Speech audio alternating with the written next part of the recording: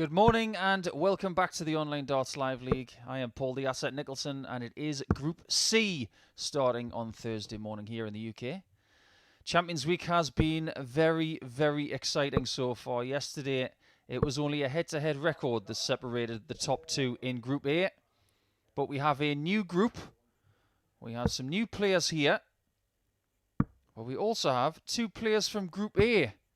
But the four players that you will see for the first time this week include this young lad from Hertfordshire, Jared Cole. We have the legend that is Richie Burnett going up against him in his first contest of the day as well, of which there will be 5. Group C will have 2 days. Just pausing for effect there as we get our first 180 at the very beginning of the coverage.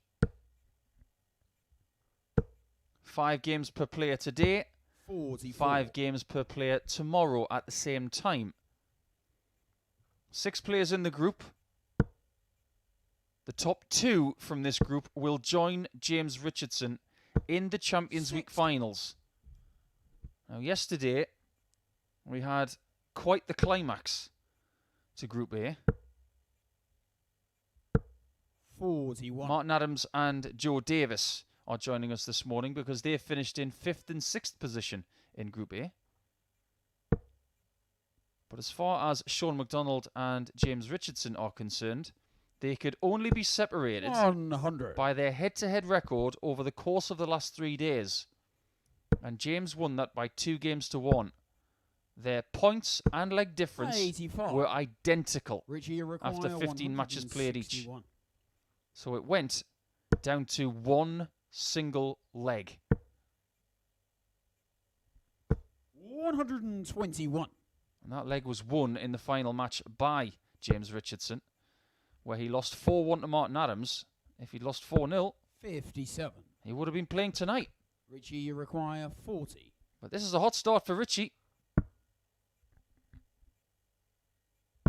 Game shot on the first Very, leg. very good Richie indeed. Burnett. He has chopped his wig a little bit this week. Looking very streamlined is Richie Burnett. But that 14-dart start is a statement of intent against Jared Cole. Second leg, it's Jared to throw first. Game on. It's good to see Jared this morning, albeit briefly, before he started his preparations for this. 86. Used to spend a lot of time with Jared when he was an alternate for the Pro Tour as a Challenge Tour player. First thing I said to him was, "You look like you've grown." I think he's gained about 60. 3 or 4 inches in height in the last couple of years. Well, he is only 20. 55. And he has a long career ahead of him.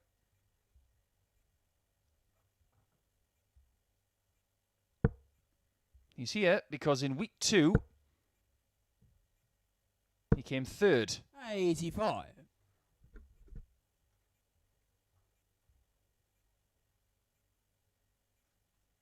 Wasn't able to make the last 2 of week 2.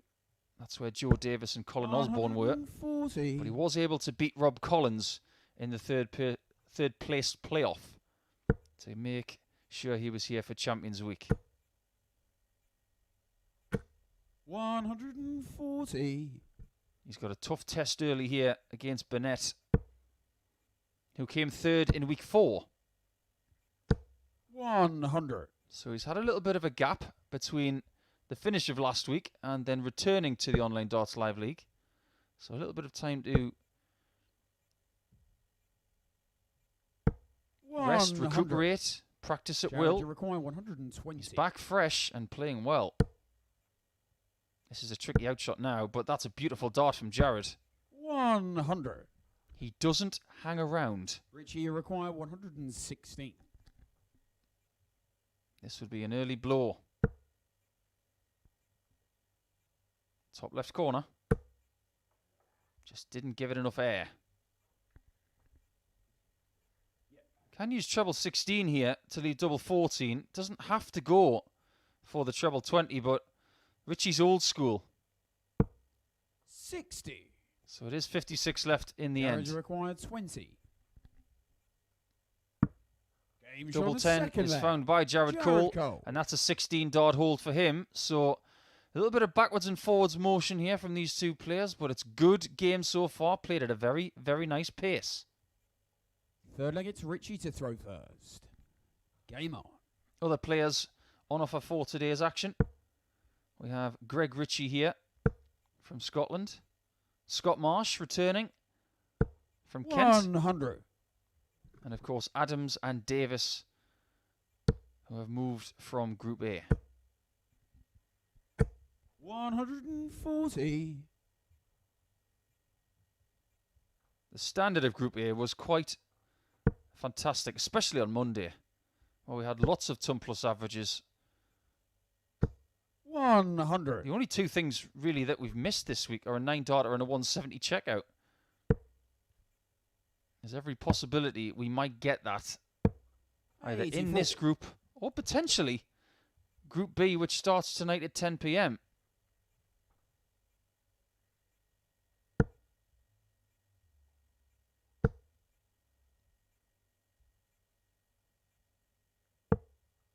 $42.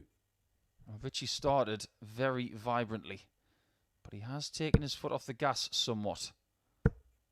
Has that early adrenaline 70. dissipated and allowed Jared Cole to potentially get the impetus against the darts here in leg 3.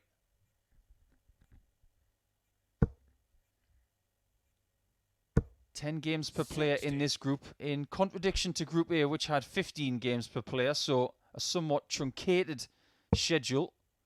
In relation to Group B later, it's only 8 games 99. per player. But the big advantage for people in Group B later on tonight is that 3 players will progress to the finals, whereas in Group C it's only 2. 59. Jared, you require 108. 19s for this, 3 more required, which aren't found 56. to offer Burnett one sliver of a Ritchie chance require here 140. at 140 to hold his throat.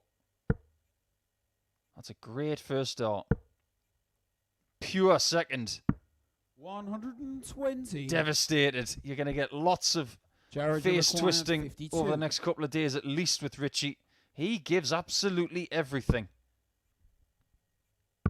Game shot Jared of Cole, third leg. lethal Jared Cole. on the outer ring so far in this match, and he gets the first break of throw there, the young lad from Hertfordshire. He is a sneaky good talent, so watch out here. He's 2-1 up now. Fourth leg, it's Jared to throw first. Game on. Jared Cole is someone who has got a weekly title in Phase 1. He won Week 6. He beat Richard North in the 57. final. And that was on a night where he was up against the likes of Sean Fisher, Joe Davis and Mike Gillett. 45. But you'd sense, obviously with all due respect to those players, that this field this week in Champions Week is a tad stronger. 100.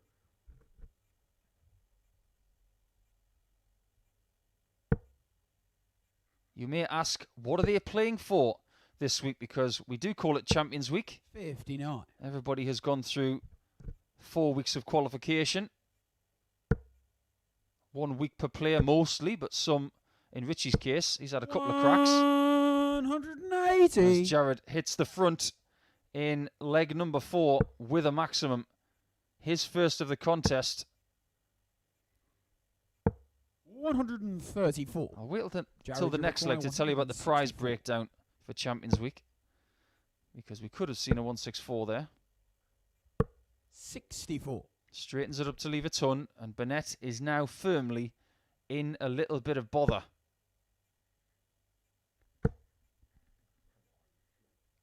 Since that first leg, things have not gone to 59. plan. Jared, you require 100. Double top, Game and shot yet the again, fourth leg. on the outer ring, Jared Cole. deadly. Really, really sharp finishing from Jared Cole. I think everybody should be watching this young man today because he has the ability to play all day long like this. Fifth leg, it's Ritchie to throw first. Game on. 3 hits from 4 attempts. Very, very good. And an average of just shy of 88. Which doesn't really reflect how well he's played in this match. 100. If you can find your way to the finals on Saturday for Champions Week. 180. Jared rudely interrupts me once again with the second 180 of the match. The first prize on Saturday night is £5,000. Second place gets £2,000. Third place, £1,250. Fourth, £700. And of course, the last 2 places will receive £500. Not bad if you can get it.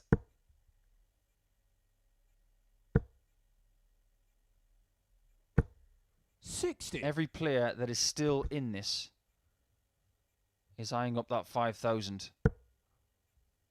It would really do something to fund 105. their darting future in the next 12 months.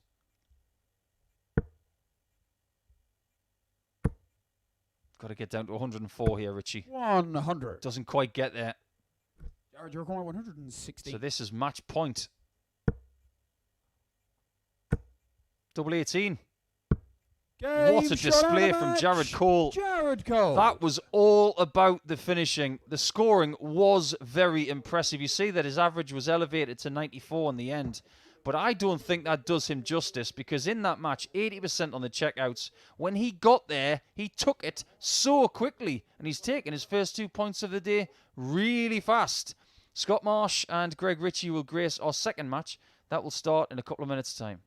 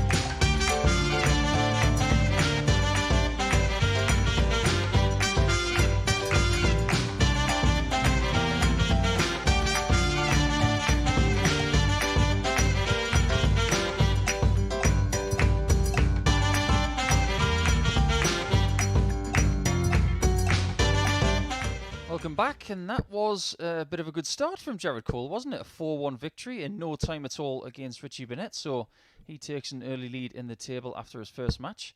Scott Marsh and Greg Ritchie will now do battle in match 2. It's a big welcome back to this wee man from Scotland, the 26-year-old from Musselburgh, who has been turning heads a bit when he's played here at the Online Darts Live League, but he's up against a seasoned campaigner in Scott Marsh, the 38-year-old from Kent.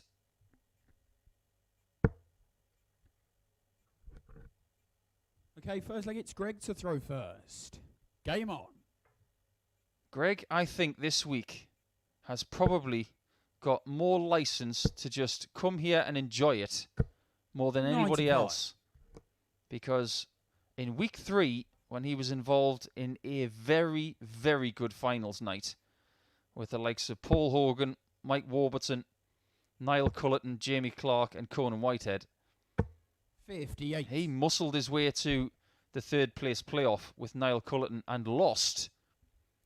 And he thought, well, that's me done. I'll have to wait for another opportunity in the future. 100. But then he got the call that Niall Cullerton could not make finals week. Or Champions Week, sorry. So he has been subbed in off the bench. So is it possible that this lad could possibly do a Solskjaer and be the super sub this week? 140. Could he do the Denmark from 1992, where the team that was supposed to be in the championship weren't allowed to be there? 140. And as a result, the substitute team, or Greg in this case, go on and win the whole thing. I wouldn't put anything past him. 100. He's got a lot of talent.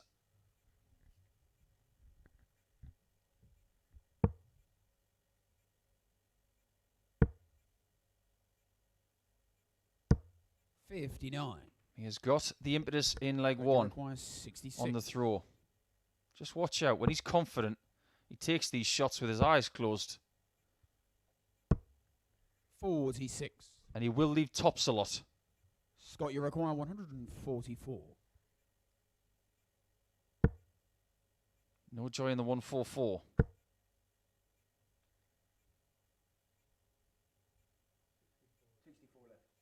64 it is. He is correct. 104. And that leaves tops. Greg, you require 20. This could be important for Greg's early confidence just to take double 10 or double 5. Game shot. That is a really good hit. Greg Ritchie. Because what we've seen in the past from Greg is when he gets a bad start on doubles in a day, it tends to have a ripple effect on him. So that is very good for his start. Second leg, it's Scott to throw first. Game on. As for Scott and how he got here, he was third in week 1. He made the finals 180. in the first week of phase 2. But didn't get through to the actual final of the week 1 finals. 60. He did beat James Richardson, though,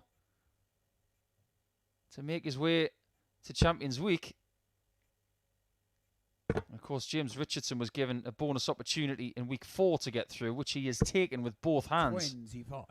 And it is Richardson who awaits his opponents in the finals for this week. So Marsh should not be underestimated. Some of the shots he took out 95. in week 1 when he played in Group B. Remarkable. He had a couple of bullseyes in there that were absolutely stupendous. 85. He is not someone that lacks confidence. When he walks around a room, he walks with a bounce. He has a presence. 100. It's not one of arrogance, it's just one of confidence. He knows how good he is at this game. Treble 17. 100. And leaves tops again.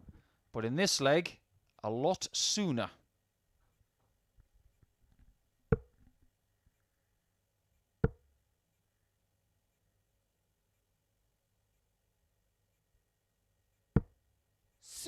He's got plenty of time to take it as well. But for his early confidence, it'd be nice to take it cleanly. Game shot. And that's what he does. That's a beautiful shot from Scott Marsh.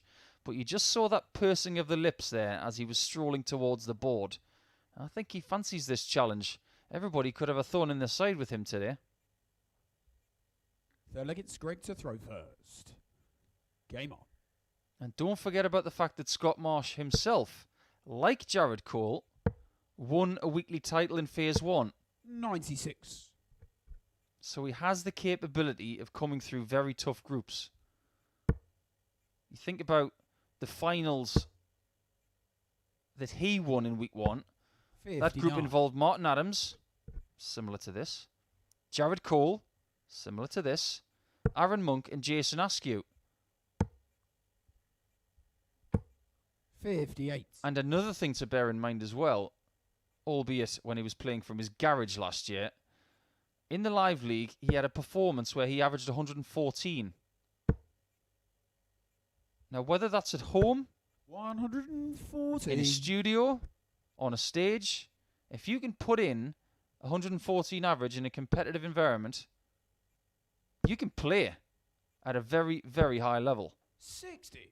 So watch out for that from Scott.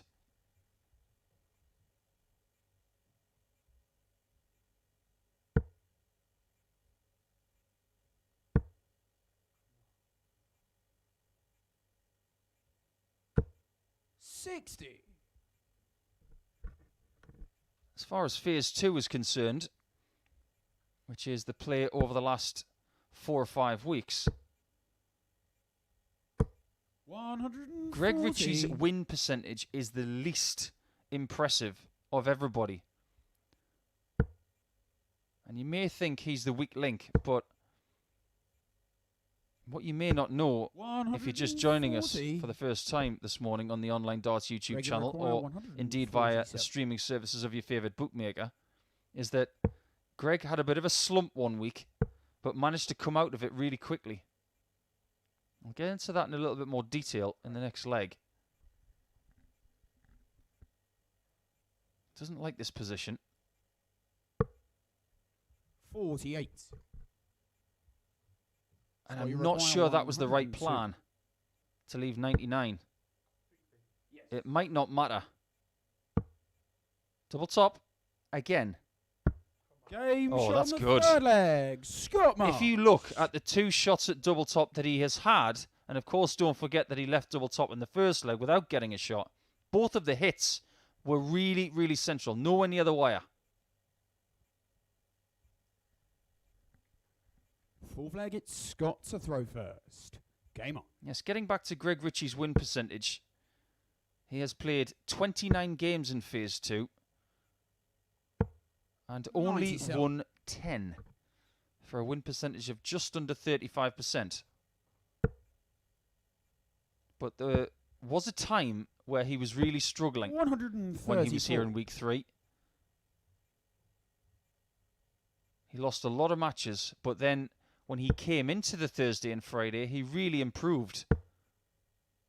And that's one of the reasons why he made the final that week. 140. And that's why he was in position to qualify.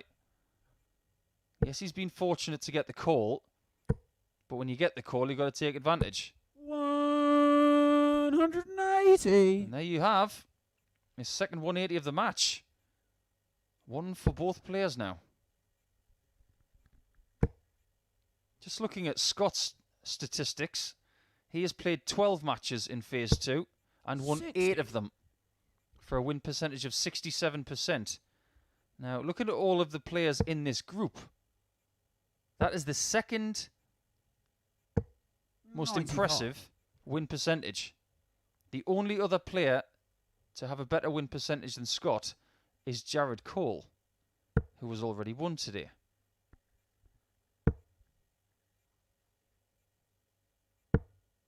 $43. Greg, you require 92. Treble 20 for double 16. And didn't go for the double-double option, which I believe, with Scott on 161, Scott, you require is the perfect 161. play. The last thing you need to be doing in that spot is missing the board. And that's why 53. the usually mathematically astute Greg Ritchie 40. makes all the right calls. Double 10 again. Game shot This on the time he fourth leg. finds it. The Greg last time he Ritchie. was down in that region a couple of legs ago, he did miss by quite some margin. But on that occasion, it was a very, very accurate shot. And we have a level match after 4. Fifth leg, it's Greg to throw first. Game on.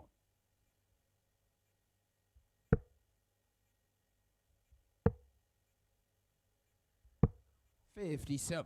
Greg's running average throughout Phase 2 is around 78. If he averages that today and tomorrow, he will not be in the finals. I assure you of that. 60. So he's going to have to find more of the form that we saw from him in Phase 1.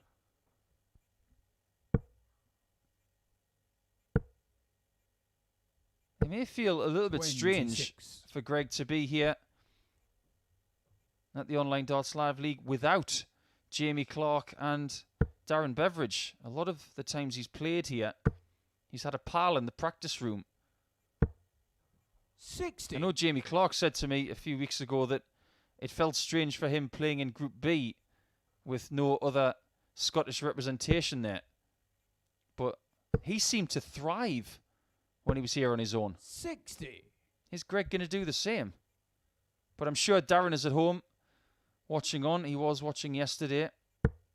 Indeed, he was saying that he's isolating. So that's not good news. We hope Darren is well. 95.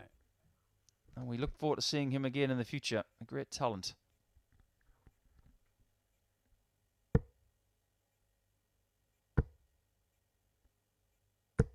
$100.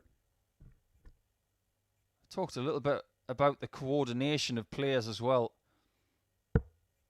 Look at the sleeves and the collar of Greg with that beautiful tartan and the white-bodied shirt. 100. And then the perfectly coordinated flights. It's a very good darting product. Everything's coordinated perfectly.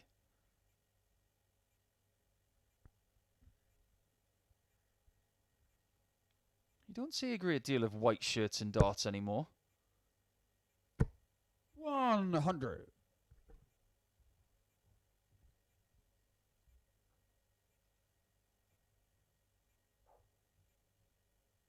You will see that from Scott Marsh now and again. If he's not comfortable when he approaches the oche, he will retreat and go through the pre-throw routine once again. He's very thoughtful. He's got 106 here and a blocked 60. 83. I think he was just caught in two minds there about the 19s and the 18s. 158. And he might get caught out here. 84. If he doesn't take the 103, Scott, you require 100. he could be in a bit of trouble.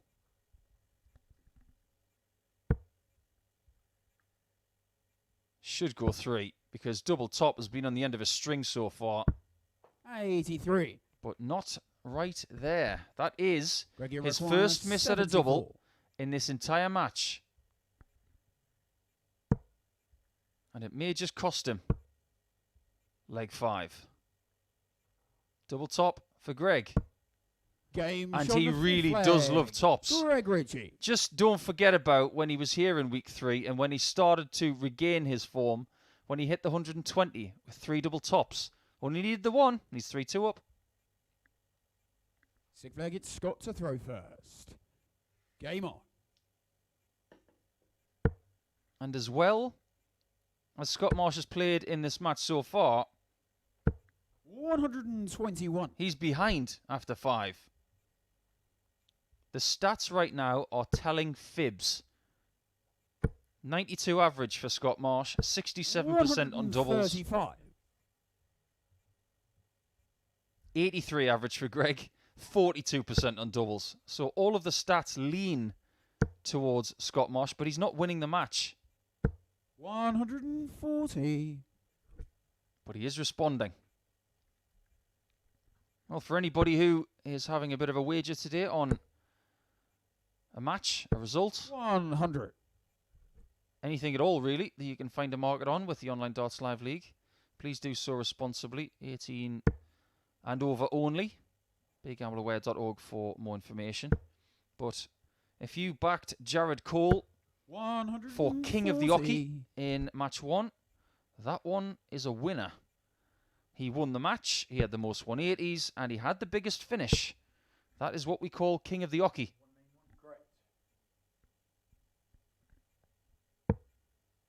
94. Scott, you require 100. Greg could not use the 25 there as a get-out to leave a finish. But Marsh has been the better player in this leg, And he's just Game taken 2 show double on the tops. sixth flag. Scott Well, he Marsh. didn't miss double top for long, did he? Only the one miss, and then he comes back and hits it twice for a ton. Check out the most impressive finish of the day, maybe. But it's 3-3. We're down to a one-leg decider in this one. Seventh and final leg, it's Greg to throw first. Game on. So the statistics are more skewed towards Scott Marsh here, and if he loses this match, he'll feel somewhat 180. puzzled. But that is a great 180 from Greg Ritchie. He now takes the lead in that statistic. 100.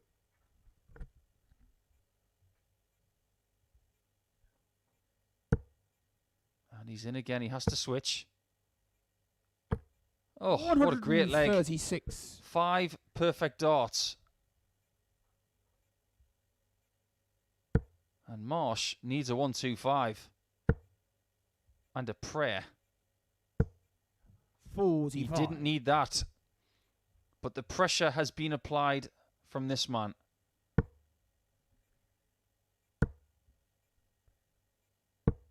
$45. Just a bit of a let-off. And if Marsh can get a maximum here, his second of the match, it could be game on again.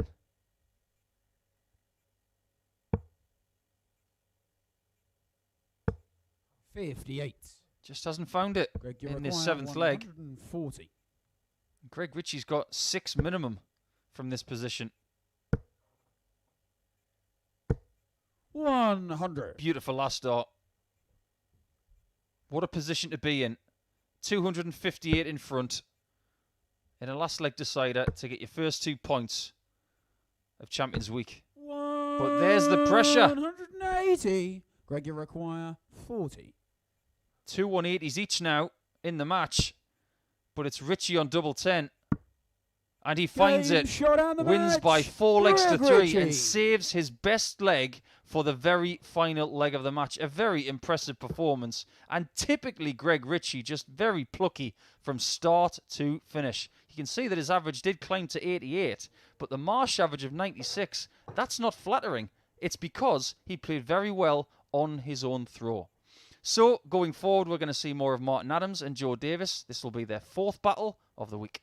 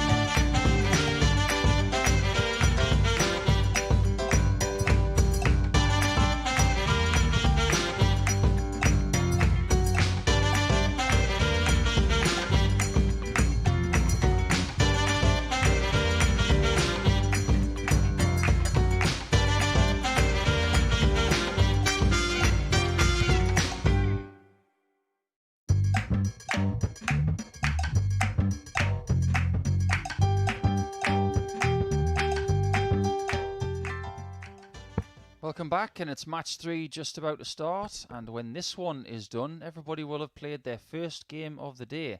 Early statements from Jared Cole and Greg Ritchie, who is going to get their first win in match 3.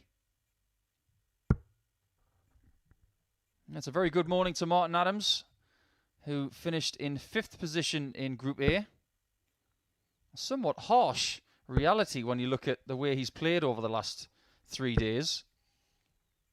And there are some stats that I've seen this morning about Joe Davis which have made me genuinely giggle.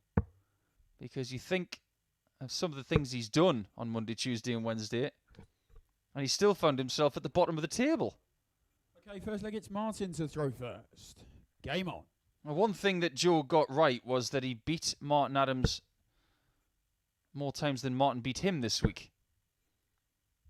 He won on Monday by 4-0 100. in his performance of the week, which was an average of 103.66, 80% on doubles, and he had 2 massive finishes in there of 145 and 149, and he missed the bullseye for a 164 for the match. That was his only miss at double in the entire match.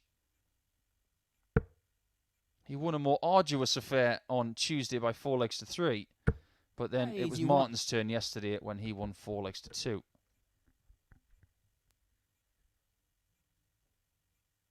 The good news is both players now have the same amount of points yet again, as everybody starts from 0. 134. So you can start from scratch, and over the next 10 games that you have, over the next 2 sessions,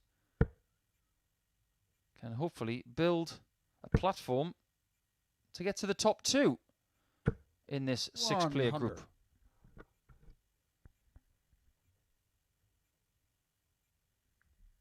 Over the course of the last 3 days, Joe has averaged 88.62, which is very respectable. 100. His 180 count was very low. He only got 6 in 15 matches. That was the least amount of 180s by any player for the first 3 days of the week. 140. And that may have contributed towards his demise in that table. But the one thing he has bossed pretty much better than anybody else is this kind of thing, the ton plus finishing. We'll touch on that again in a second. 58. Let's have a look at Martin Adams trying to hold his throw here in leg 1. 80. Up to the fat 20. For skinny tops. Game show on the first. And that is a stereotypical 80 out from Martin Adams, who is sporting the black and blue for prostate cancer today. An absolutely fabulous charity that he is a patron of. But he's 1-0 up here and started well. Game on. Yes, the ton plus finishing from Joe Davis this week has been extraordinary when you think about it. 15 matches and 9 ton plus checkouts. The only other player to do that this week was Sean McDonald, who was only 1 leg away from winning the Group A table. 60. Even Martin Adams only got 6. But the amount of big shots that he took. 153 being his best. 60. And indeed, that was the second best of anybody, because Conan Whitehead managed to get a 161. And funnily enough, most of the big finishes came against Martin the last 3 days. 140. I have no idea why. But everywhere he turned, a big finish was being hit against him.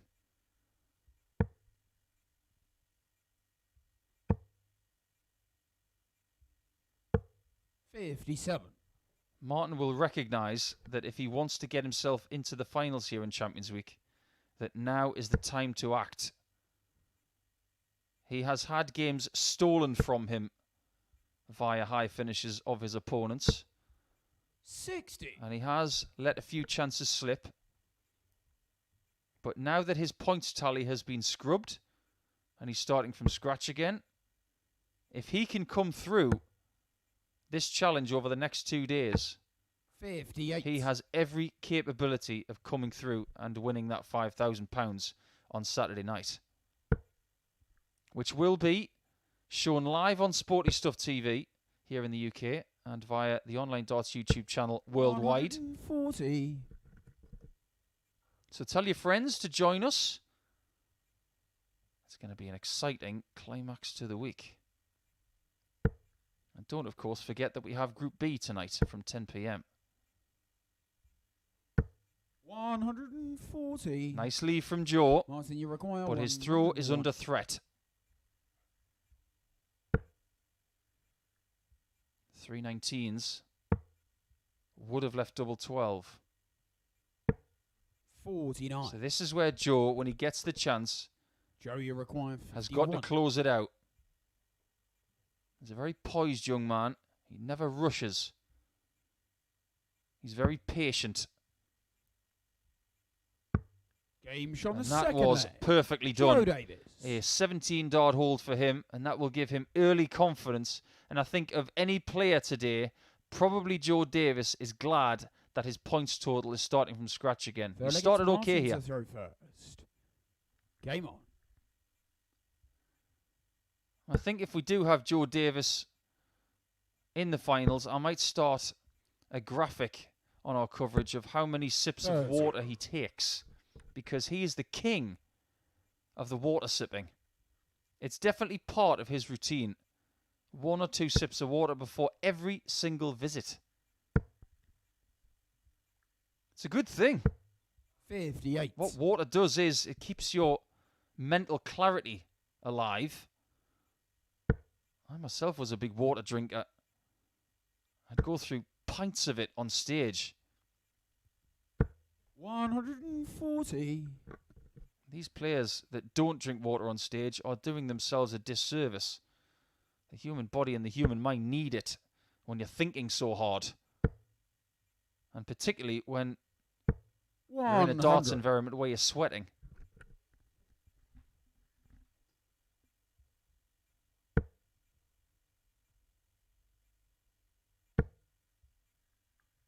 This looks good.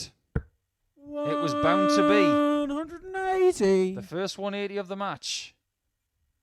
The lie was just so good. I have had a couple of tweets this morning already. Don't be afraid to get in touch on Twitter over the next couple of days. 57. It would be great to hear from you. At Darts Live League, of course, that you can see on the bottom right of your screen. Or indeed myself at the Asset 180. I've heard from Darren Laker this morning from Gibraltar. Another morning of top quality darts while working from home. Well, Darren, welcome. 100. Enjoy the coverage. Martin has left himself on 51. Similarly to Joe Davis in the last leg. But he's left it 1 visit sooner. 131. Martin, you require 51. Is it the same result? Looks like the same targets.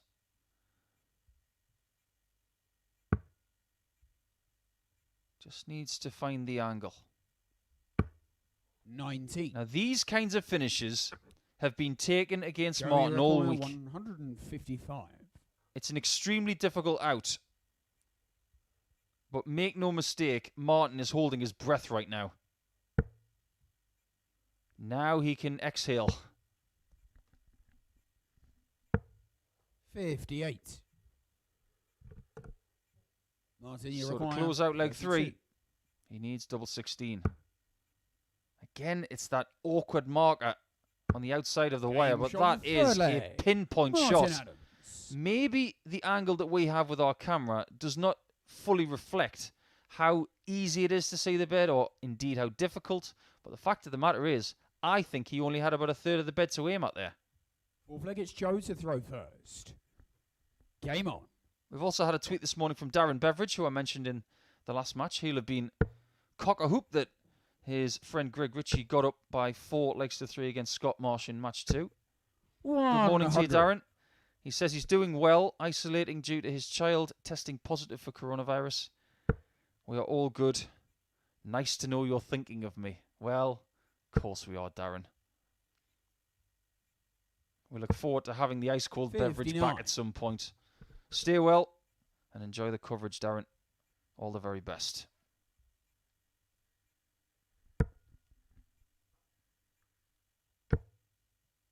There have been some incredible highlights 140. over the last couple of months since we started bringing the Online Darts Live League to you in April.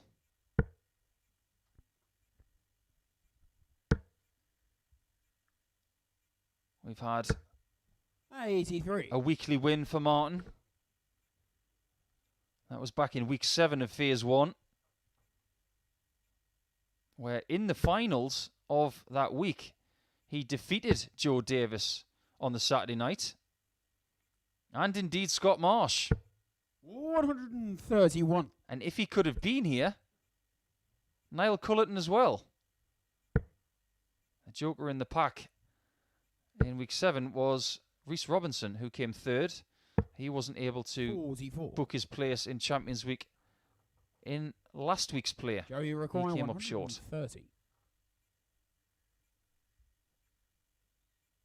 This game is following a bit of a pattern.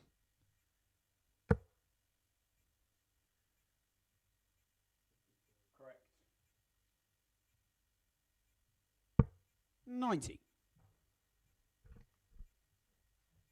I think that shot there just educates a lot of players, and indeed myself, as to what is possible when you've got 130. 41. Can you figure out what Joe was trying to do with Martin so far adrift? Joey require He was 40. looking at treble 19 twice for double 8. That is very, very creative. Double 10. 20. He has not been able to take 130 in 6 darts, but he is given possibly another 6.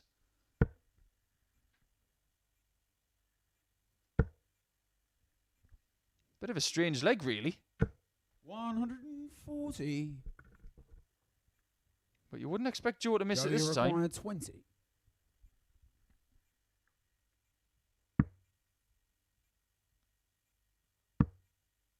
Double 5. Things are getting a bit scratchy. And that is 15. not ideal. Martin, you require 134. He's now had 9 darts from 130. He's going to get 3 more darts to take care of 5. 64. But I would strongly advise you to take this, Joe, because if Joey you lose require this 5. leg from the position you were in, that is going to hurt. Double 2. Game shot on the Very, fourth leg. very well done. Joe Davis. That was his leg all day long and twice on Sundays, but you still have to take those shots. He backed himself into a corner with only 5 points remaining, Fifth but he leg, was it's Martin able to throw get it first. done eventually. Game on. Just like our previous match, this one is locked after 4. 46. And Martin just seems to be losing his way in the scoring. The averages here are very similar, around 86. Doubles percentages are in favour of Martin, but he has had a lot less shots. 180. And eventually, Joe Davis gets himself a 180. It takes him a good 4.5 legs to get there. 60. That is only his 7th of the week. When you consider that before play began today, James Richardson, who came through that group yesterday, as we just take a pause on that, because that is his 8th, and it sets up a 1-4-1 out, and we know he can take a big finish. Is he hitting 60. the accelerator at just the right So you time? require 100. The most important thing right here is that this is for a break of throw. The perfect leg is no longer possible. But similarly to leg 4, he is massively in front.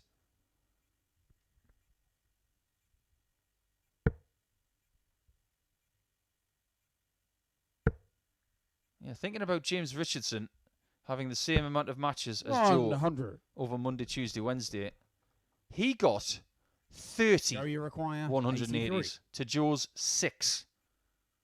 That's why they are poles apart in that table. Maybe treble 14 for double 12.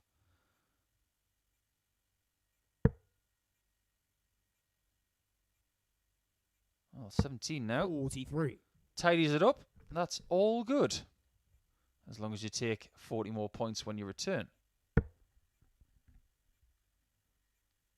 The only person to get close to Richardson in the 180 tally this 95. week was Colin Osborne. He got 25. Martin got 20. So you require 40.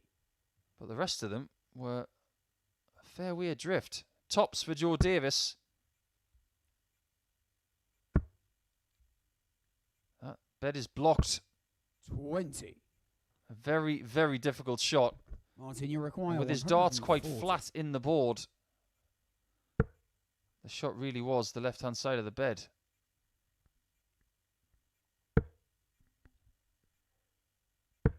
$55. It is not happening for Martin so far this morning. It all started so brightly. So you require 20. Now, Joe is raising his level here to about 87, 88 average, but he's been given room to breathe. Double 5 once again. 50. And for the second time in succession, he misses it on the inside. 85. This would be a big steal.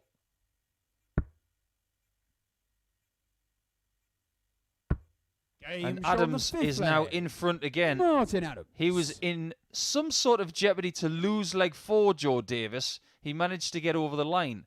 But when he made the same mistakes in leg 5, he paid the price and is now 3-2 behind. Sick flag, it's Joe to throw first. Game on. He knows he should be serving for the match right here.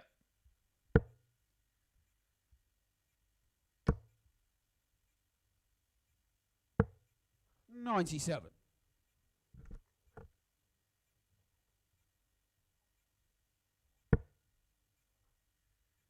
You hate losing legs like that, where you start them so perfectly.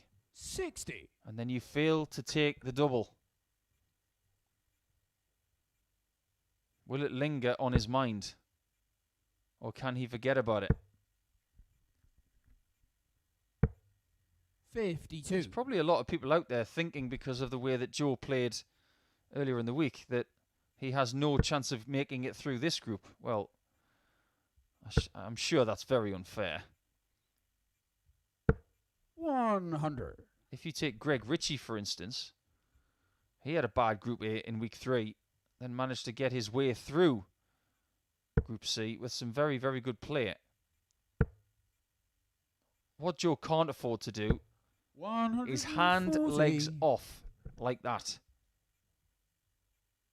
You can't constantly be missing tops, missing 10s, missing 5s. You've got to start taking those shots quickly. And that is exactly why Greg Ritchie won that second match of the day against Scott Marsh, because he took his doubles when he had the chance.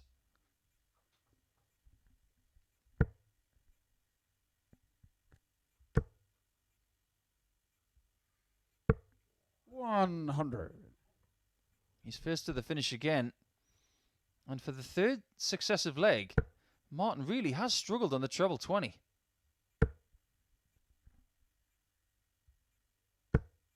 $60.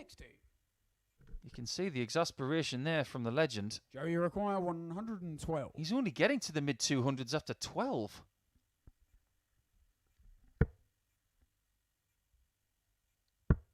Double 16. I bet he hits this. 96. Because Ton Plus checkouts on combinations, he seems to be more comfortable going for the outer ring than he does having 3 darts in hand. Now that I've said that, He's missed the combination, and he's probably going to hit 60. double 8 first dart. Joe, And you if he require does, 16. whether it's this visit or the next, it will be 3-3.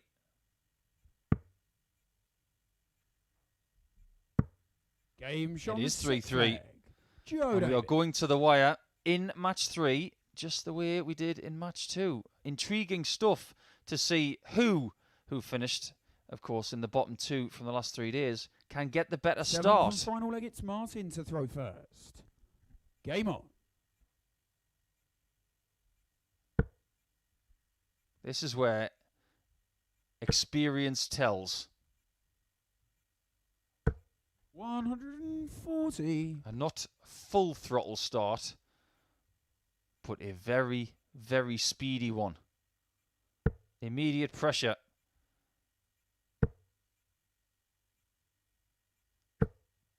$60. 3 well thrown darts, but none of them find the lipstick. I think maybe what Martin needs, not only the win, he just needs to win a match 125. that he has not played his best in. He needs one of those ugly matches to go his way. The funny thing about yesterday was he beat James Richardson in the last match of the 134. group by 4 legs to 1. And what I should tell everybody is that James Richardson had no clue what he had to do to make it through. He said to me 41. afterwards, I thought I might have had to win 1 or 2, but I didn't know the exact scenario, which puts a really intriguing picture on that match that they had yesterday in match 15. A match where Richardson missed 3 darts 78. for the second leg, and Martin took at 141. He also took at 139 to win the match. But James did just enough when he won leg 3. 140. The scoring has not been there for Martin over the last 3 legs, but it has been there in leg 7.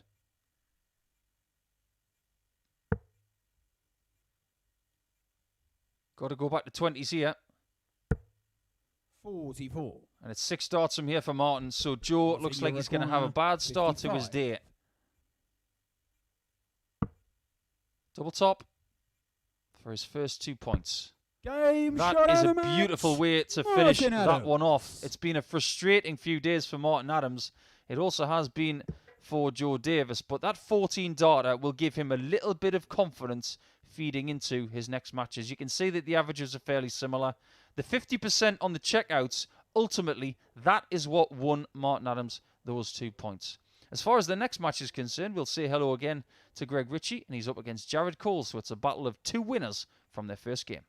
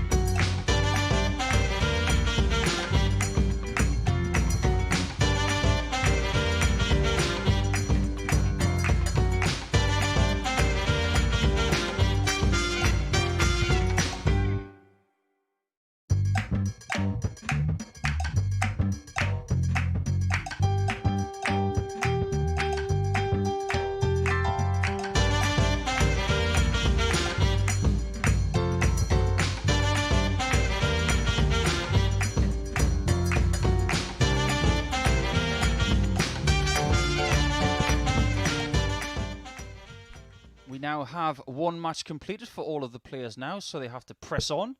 And as far as the next two players are concerned, they're looking to get to 4 points after 2 matches. So Jared and Greg will do battle right here. Not a great deal wrong with the performance of Jared Cole to start us off this morning against Richie Burnett, but a somewhat tenacious 4-3 for Greg Ritchie, which is what we've come to expect from this little man from Scotland. Okay, first leg, it's Jared to throw first. Game on. And I have to say, when I looked at this fixture this morning, this really jumped off the page for me, because I am a fan 100 of both of these players. I think they've got a brand of the game which is extremely viewable.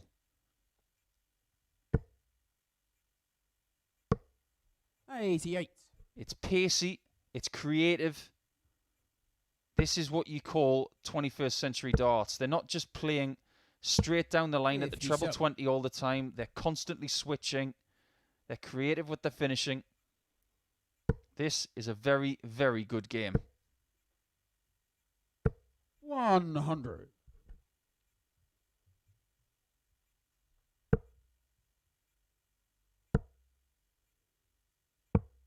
44. Judging by the stats that I have to hand, I don't think these two have ever met. So it will be a new experience for these two. 134. And one of them is going to take the lead in Group C. Admittedly, just 2 matches in. 140. But let's not forget that after the conclusion of this match, that is already 20% of their quarter of matches in this group. Jared, you're requiring 100. It's not going to take long for these matches to take shape. 140. And Jared Cole does not take long to deliver 3 darts. So Ritchie might be looking at tops here. He was looking at the 3 tops. 40. Well, he is getting creative today, isn't he? Jared, you're required 20. I think he might have taken the referee by surprise there. Oh, this is a big dart from the left-hand side of the hockey. Oh, it's a beautifully delivered shot as well from Jared. That was not an easy shot. The second flight really did cover a good portion of that bed, so he had to go to the left to open things up to take a 1-0 lead. Second leg, it's Greg to throw first. Game on. I'm not going to forget about that shot in leg 1, because he went for 3 double tops, and as soon as he hit the 20, I don't know whether his flight was dangling down a bit and maybe covering 96 his flight angle for the 60, but he decided to go for 2 bullseyes. So watch out for that creativity from Greg today, as maybe the shackles are off. 121.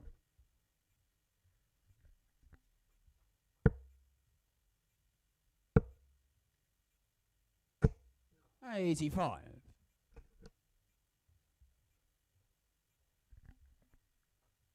The last time I was commentating on Jared was last year, when we were doing the live league from our own homes. 140. And of everybody who struggled during the hotter weather in their own homes without air conditioning, 140. I think Greg, you require 100. the award for best effort in the sun went to Jared Cole, who was playing in his conservatory. How he did that, I have no clue, but how is Greg Ritchie going to hit this tops? 60. Because that first attempt at tops, it was leaning to the left and covering the bed. How Jared didn't melt in his conservatory last year, I've got no clue. It must have been easily 40 degrees in there. Greg, you require 40. Tops for Greg. He's been spending a lot of time around tops today, whether he's trying to hit it thrice or twice or just the once. He will spend a lot of time there for the rest of the day as well. This one's 1-1.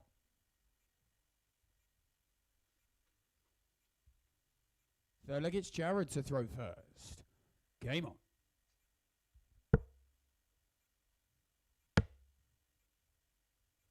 134.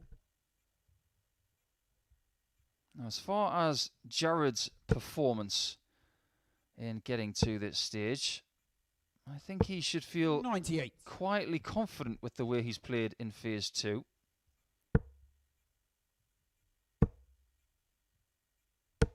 $100.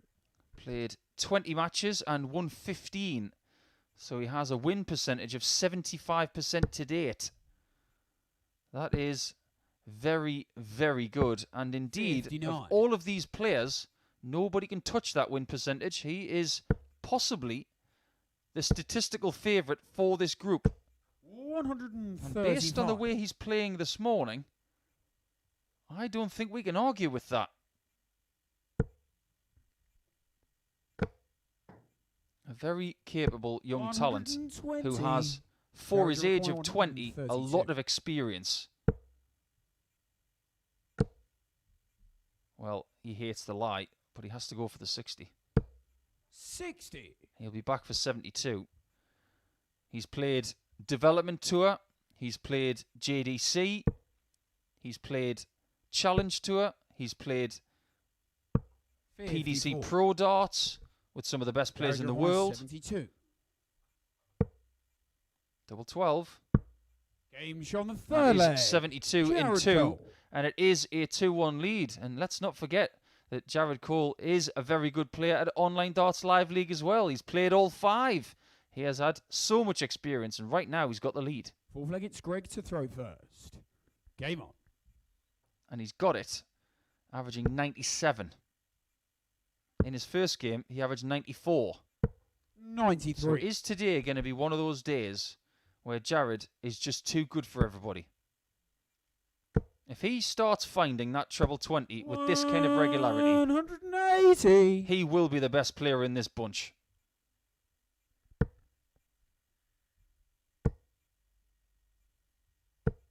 $60. Jared's best average to date in Phase 2 is 102.62. 100. He can live there for a long time. His running average of 85.71 is very reflective of sometimes 55. him having a poor game of around about 75 to 78 average. So the thing he's been searching for over the last 60. couple of years is just a bit more consistency.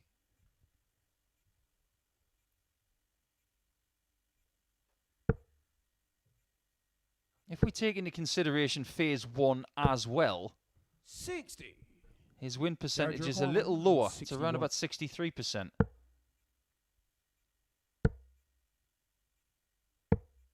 So for me, 43. Jared Cole has played better in Phase 2 than Phase 1.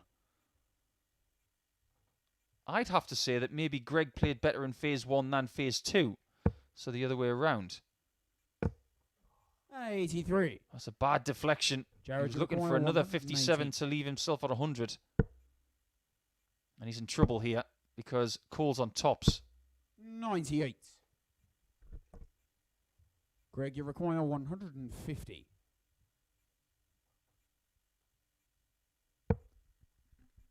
Another. Would have left double 18. 90. He really fancied that opportunity, didn't he? Jared, you require 20. Double 10. Game shot on And the Jared fourth Cole leg. is in front Jared Cole. now by 2 legs. Is he looking strong? You better believe it. 3-1 up here. He won 4-1 in his first match. His leg difference is looking healthy too. He still has to get Fifth the leg, fourth it's leg Jared for to himself throw in first. this match though. Game on.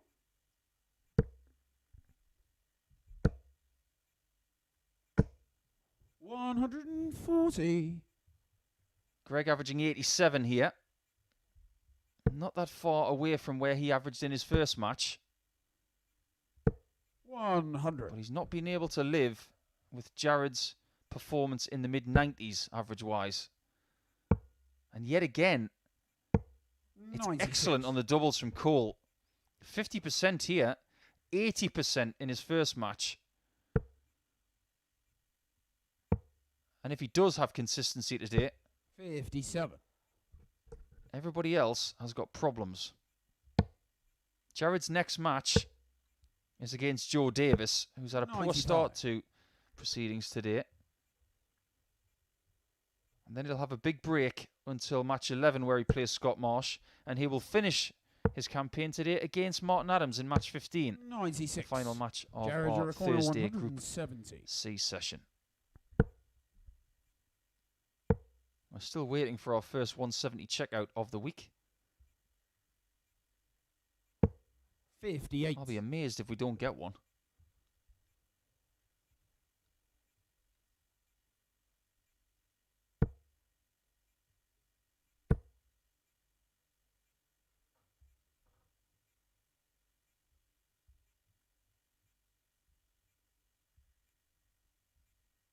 I'm just trying to read that nickname on the back of 97. Jared's shirt. I didn't even know he had a Jared, nickname. you require 112. We'll come back to that a little later because 112 for the match.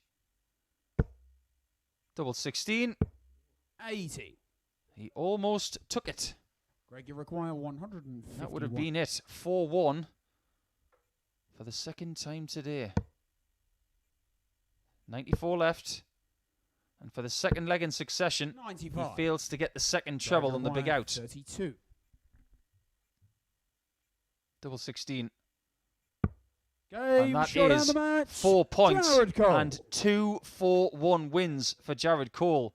That man from Hertfordshire is looking very, very good for Thursday.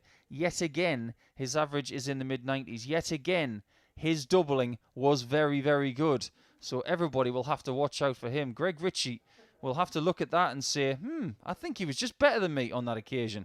Well, who's going to be better between Richie Burnett and Joe Davis? You'll have to stay with us to find out as match 5 follows.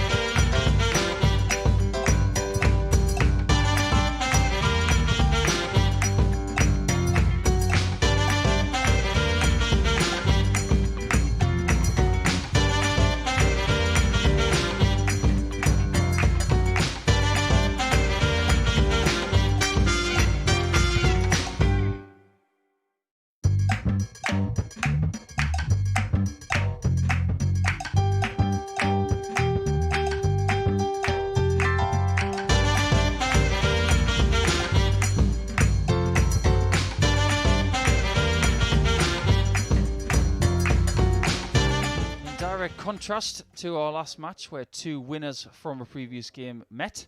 This time it's 2 runners-up in a game that meet now to try and get their first 2 points of the day. So a vital match here for Joe Davis and indeed Richie Burnett.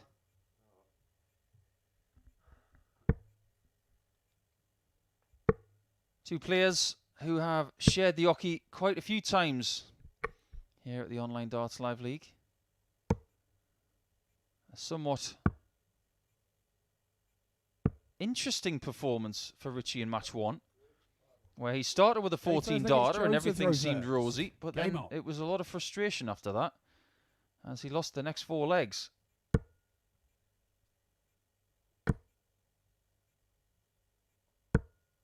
$45. Same thing for Joe really, but he managed to get 3 legs instead of Ritchie's game where he only got the 1. So 100. in a group where there are only 10 matches per player instead of 15, of course, in Group A, every loss is magnified. Every win is magnified in an opposite direction. 119. You do not want to start this group with 2 losses.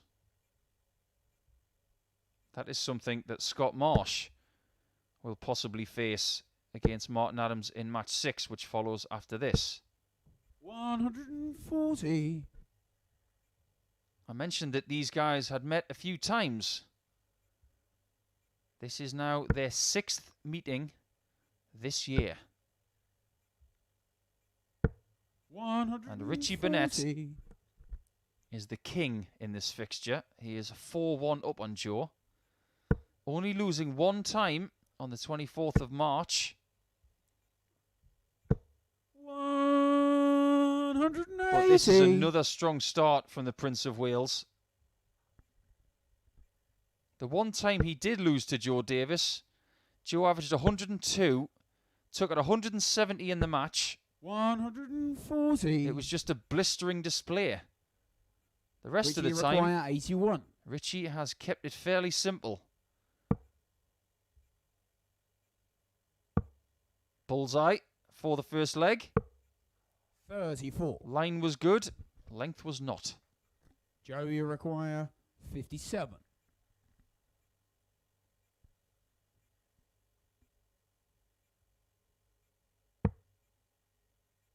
Double top. Game shot on And the Joe first Davis leg. gets an early Joe confidence Davis. boost here as he starts with a 14 darter, and that is the best leg we have seen from him today on a consistent basis, getting to the double Second and leg, it's taking Richie it to throw right away. first. Game on. What's really fascinating to me is that the time Joe beat Ritchie back on the 24th of March, 140. he beat him by 4 legs to 1. The 4 wins for Ritchie consisted of 4 very, very comprehensive wins. 96. 3 4-0s and a 4-1.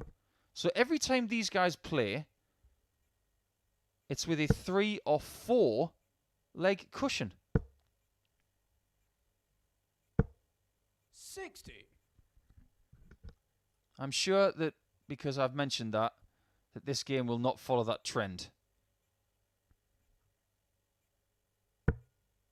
The amount of times I've said something will happen and it hasn't materialized, I've lost count now. 140.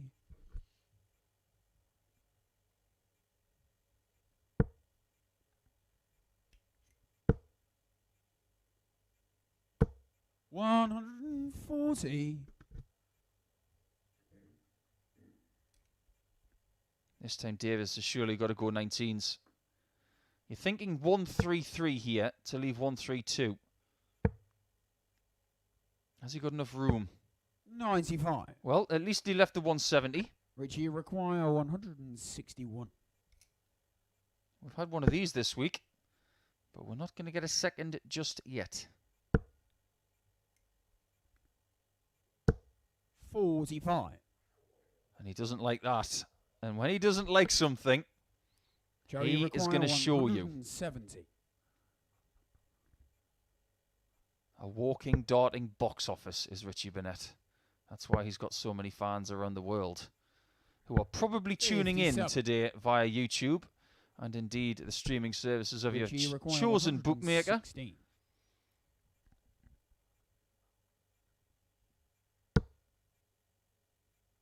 $60 for double 18. Beautifully executed. 98. And Burnett not pleased with that effort on double to 18, and it Joe, could you be require that double 130. that Joe gets a shot at.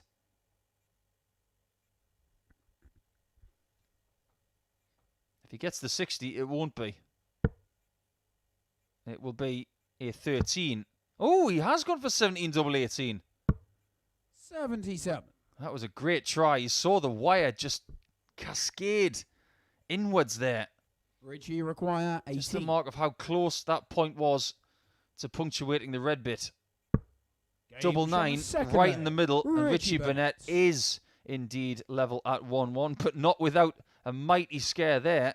The next time I try and predict what a player's going to do, I'm going to keep my mouth shut because Well, that's, against Joe to I got throw it all wrong. first. Game on. Some of these players have kept me guessing today, especially when Greg Ritchie was going 20 bull for 120. 91.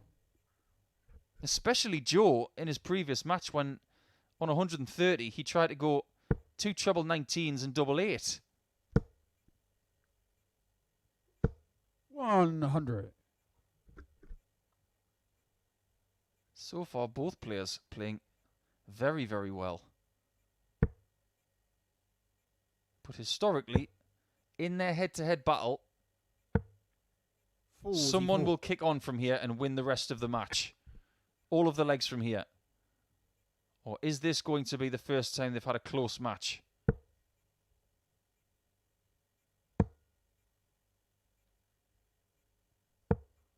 $42. Well, Burnett did survive that second leg.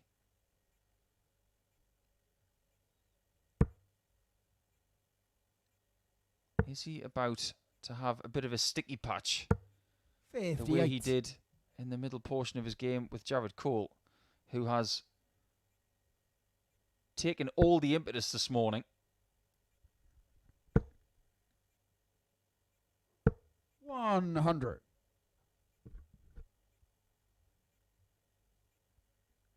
Got to go 18s first here. Now we can't leave a finish. That's the crux of that shot. 45. If you go 18s first, you get the treble or you get the single, you still have 2 darts that can leave a finish. If you get the 20, you can't leave a finish. You're boxing yourself in. 123. And Richie Burnett has taken full advantage of that. I know that there's a lot of people out there who would say, well, if he got himself to a finish, he probably 84. wouldn't take it.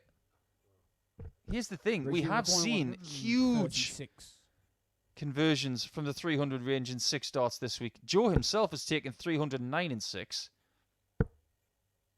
We might see 136 in 3. On the third Beautiful leg. from Richie Burnett. Well, it just goes to show that Joe really did need to leave something like 170 from 308 because he only had 6 darts from that point, thanks to a brilliantly executed shot from Ritchie. It's Ritchie to throw first. Game on. I know I talk about this a lot, but in a game, and a sport for that matter, 100. where one missed shot can cost you a lot, you have to make sure that every target you throw for is the tactical advantage for yourself. 140. On 308, you have to go, if your opponent is, of course, in front, which Ritchie was, you have to go 18s first. 140. We've already seen this week that 2 players have been separated in a table by 1 leg of darts. 41. That's 1 mistake over 3 days. And that's why you've got to be really tactically astute when in this kind of company. 43. Well, from here, Joe's got to be a bit more destructive on this treble 20. That's perfect for him. Slide this one over the top. 85. Just didn't give it enough air. If it was a tiny bit straighter, that dart, it was just going to cascade off the top of that first dart and slide into the 60. He'll be very displeased with its result. 100.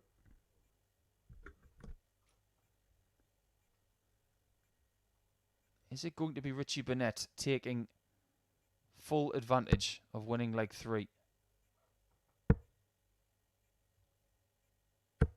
100. He has the better out. Richie, It's something that doesn't require the bull.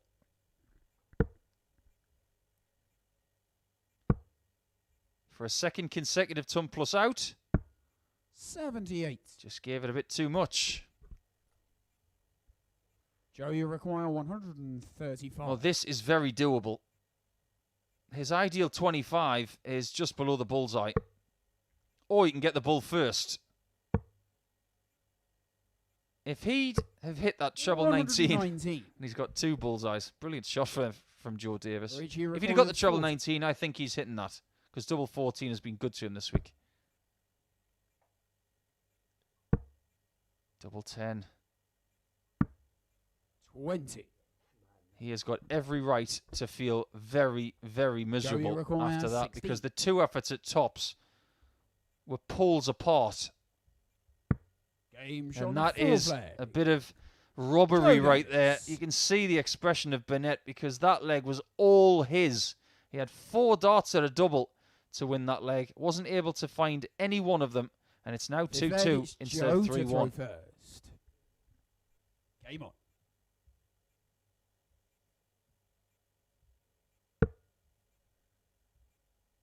Ritchie is the kind of player who tends to dwell on things. 43. But he can't dwell too long.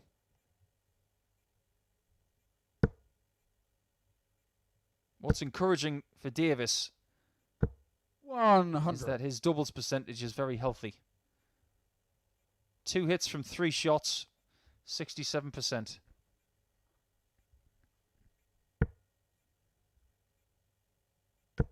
At times this week on the outer ring, he has been the best player. 180. On Monday, his doubles percentage was 51% for 5 matches. 96. That is elite level doubling. The bad thing for him on Tuesday is that it went down to 25%. And it wasn't much better yesterday. So that's why he finished in 6th position in Group A. 95.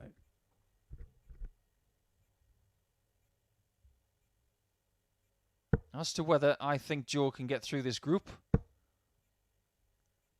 it's possible. 100.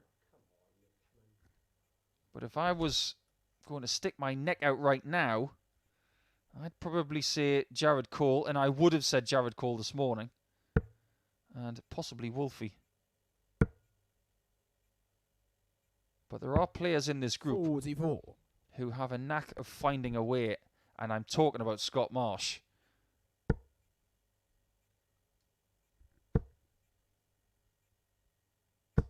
$100. I'm not sure Joey that last dart for Ritchie 139. was the best area of the board to go to. Maybe the 25 and bull with the last dart was the right play. 79 left. That leaves double 11. That was almost another huge out from Joe Davis. Richie require 105. If Richie Burnett had got a 25 with his last dart, this would be a 2-darter. Double top. He gets 1 shot. 85. Just short of the tops for the 105. And from 2-1 up, Joey require 22. he could well be 3-2 down now.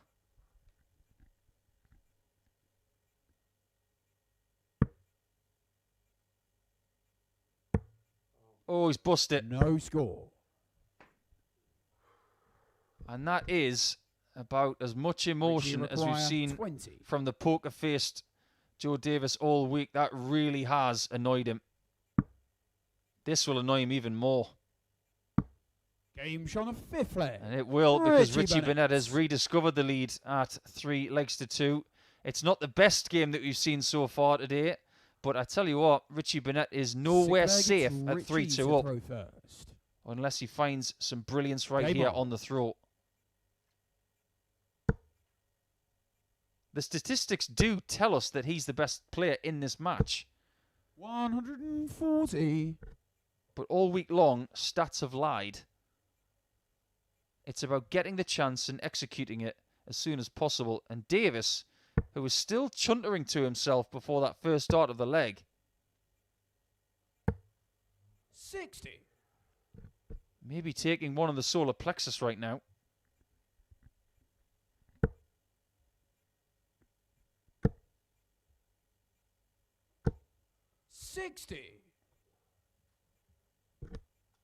There are times when I look at Ritchie and the way he somewhat balances on one leg and then the way he reacts to said balance 100. afterwards. I don't know how he stays upright. He's a bit like one of those arm-flailing inflatable tube men that you see at car showrooms sometimes. 41. When you let a little bit of wind out of the sail, it starts to just dwindle.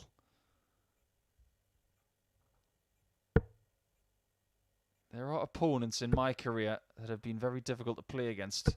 135. I can guarantee you that one of the most difficult is Richie Burnett, because you're trying not to look at what he's doing.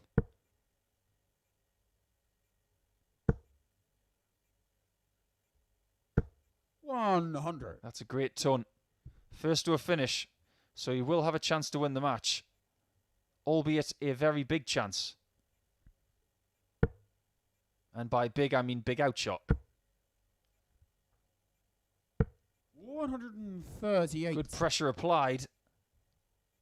Ritchie require 160. Can he get a shot at tops? Yes is the answer.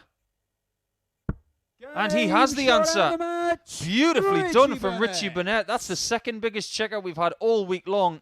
He was a little bit fortunate to win leg 5, but leg 6, that was all him, so he can have that. Beautifully done. A 94 average and a 90 from Joe, which was an improvement on his previous performance against Adams, but he has lost to 2 legends so far today. 160 out, that was the highlight. So looking on to match number 6, Adams returns and he takes on Scott Marsh as Adams looks to double his points tally.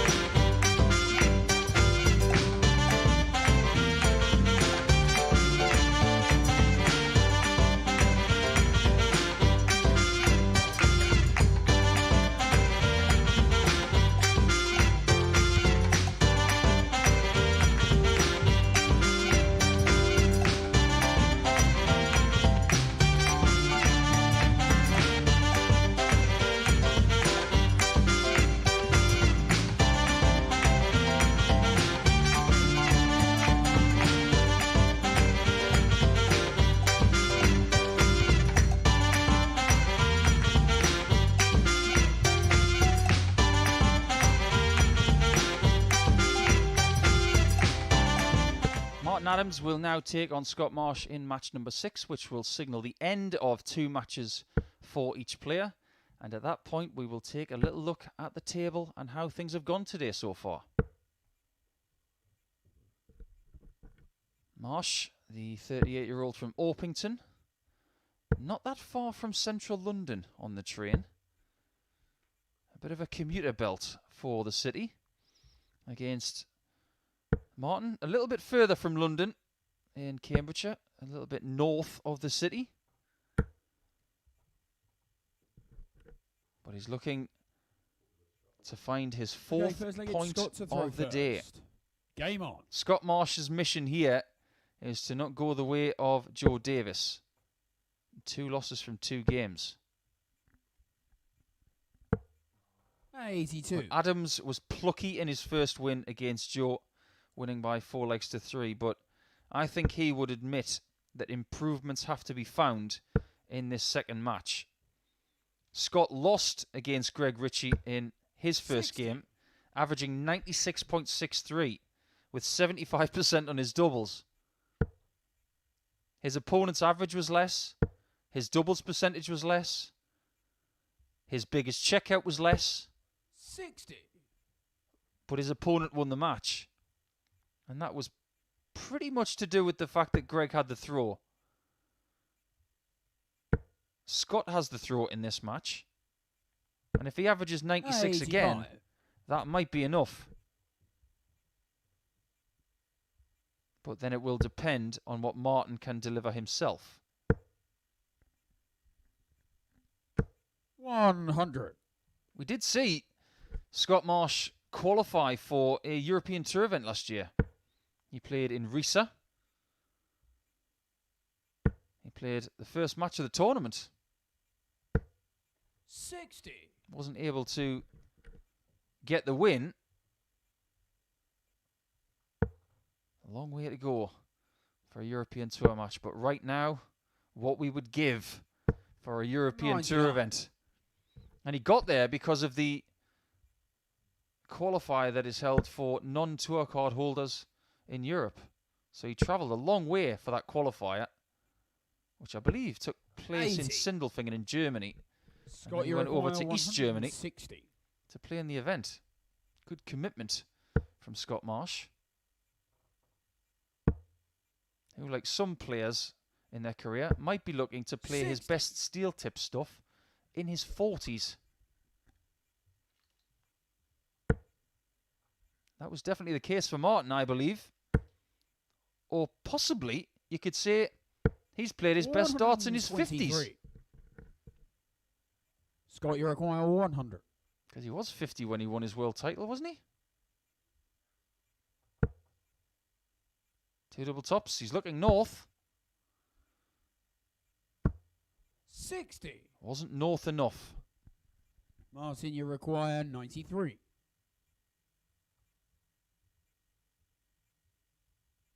25 first. 18 for Bull now. I don't think he was too pleased with that effort. There has been a couple of occasions this week where he's gone for the treble on shots like that. He's not gone for the big fat single.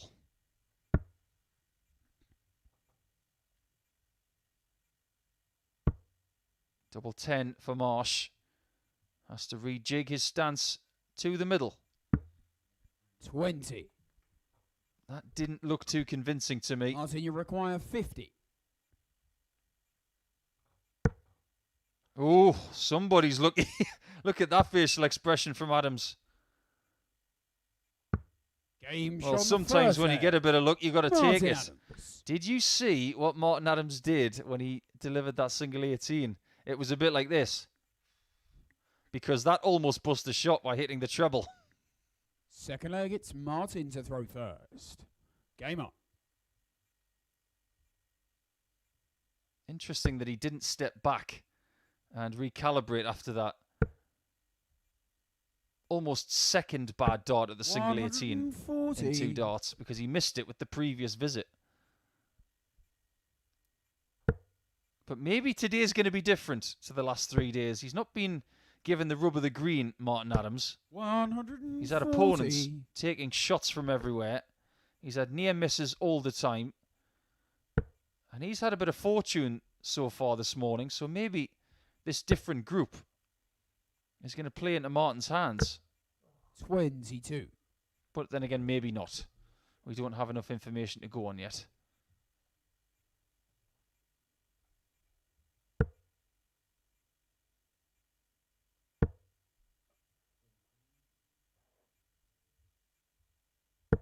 $100.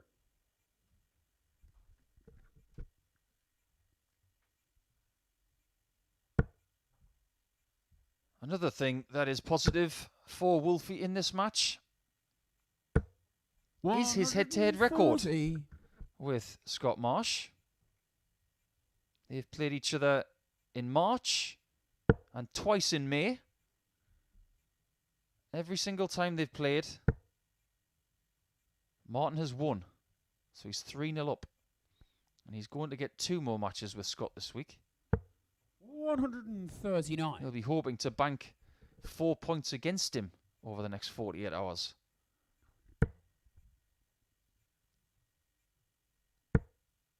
There have been a myriad of different results. 97. 4-2, a 4-0, a 4-3. So Scott, to complete the set, he needs to win 4-1. But that's just me looking for patterns. 54 for Bull for Scott Marsh. That 37. was a difficult dart because the 54 was covered. Martin, you require 102. Can he double his lead in his quest to double his points? 62. Well, the jury's out on that shot as to whether it's right going for the bullseye or 42. From a surface area point of view, the right shot is the 42. Bullseye for Scott.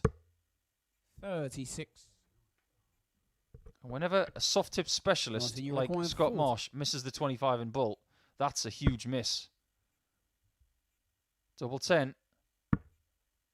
Martin is back up top for double 5. 30. But that has happened a little too Scott, much you this week. require 49. Again, Scott Marsh is at tops. Game He shot takes on the double second 10. leg. Scott Marsh. And a celebration there, just one of, finally, I find the target. It's not a classic match so far. The averages are in the low 80s, so someone has got to kick in from here. Third leg, it's Scott to throw first. Game on. I think I was being quite generous when I said early 80s. It's actually the high 70s for both. 15.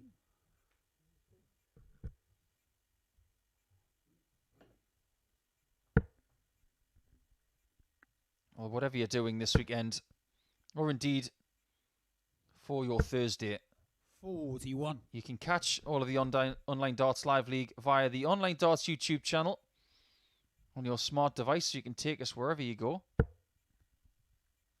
And indeed, if you can't watch, why not tune into @Darts Live League on 45. Twitter to get all the results, statistics, and some short videos of the winning moments and highlights, of course.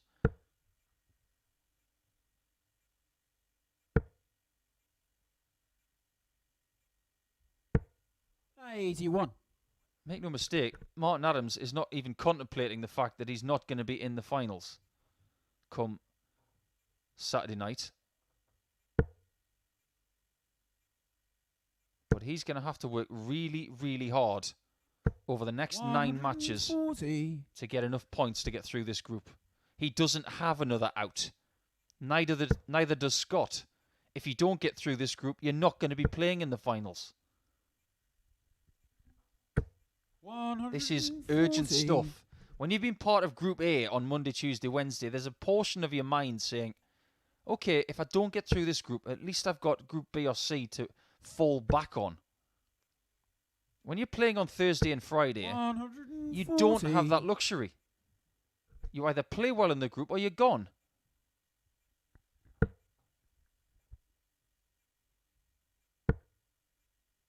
And if this is going to be one of those weeks 85. where you don't play your best, Scott, the company you're keeping are going to take you to the cleaners.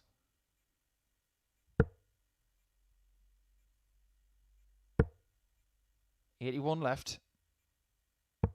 99. Now, does Martin Adams have Martin, you a require 154 in him 154. right now? 1/3 of the puzzle found. Not able to find the middle piece. No, 76. 93. This could Scott, be you require a very 62. important exchange.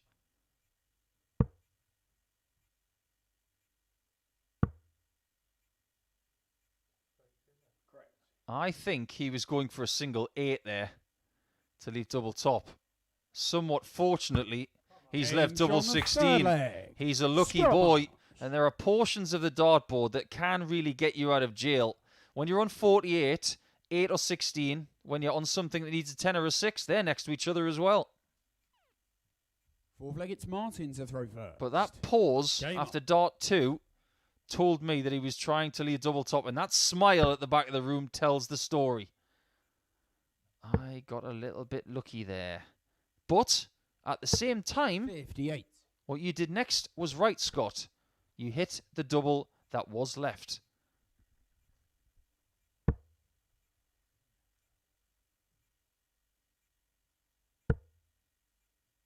when you're not playing at your top level, 60. which I'm going to be honest, both of these players aren't right now.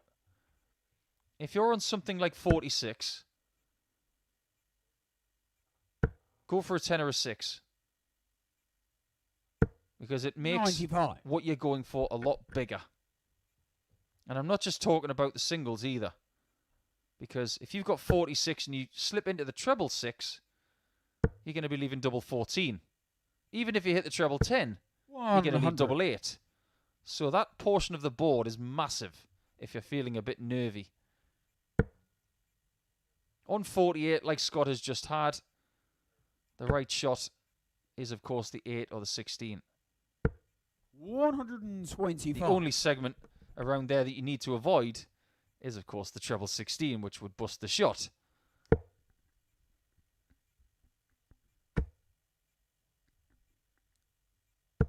$140. You fear for Martin's game here if he loses like 4. I said in the last match, 57. there are players playing during the day today, Scott's last score was 140. and indeed tonight, that can find a way. Scott has got this knack of doing enough sometimes. That's exactly what he did in week 1. He did just enough to book his place into the finals in week 1. In the finals, he did just enough to get into the 3rd place playoff, where he did just enough to beat James Richardson to be here this week. He's not been blowing people off the board. 140. He's just been getting enough chances and taking enough chances.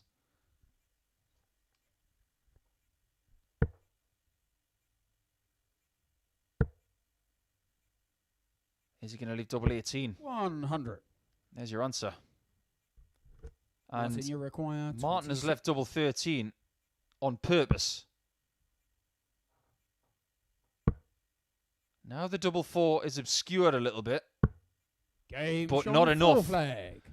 Martin Adams. I mentioned about doing enough. Well, this one is hard work for both of the players. Someone is going to be left crestfallen after the next 3 legs, potentially. 5th leg, it's Scott to throw first. Game on. The averages are around 80. 140. Every dart player, in my opinion, has their own little idiosyncrasies that I, as a commentator, pick up on all the time. 60. I've talked to other players about some of them in the past. A bit like when John Part gets a big score, then he tends to drag his left leg around the raised ocky, 60. almost like it's a dead leg, and then he walks to the board. Sometimes you'll see Scott Marsh, he puts his arms out like an angel. Sometimes when he's won a leg, when he's hit a big finish, 64. even when he doesn't. It's just something he does. You might get a little bit of micro calisthenics from Martin, just raising that right shoulder up, because he did have a little bit of a problem with that last year.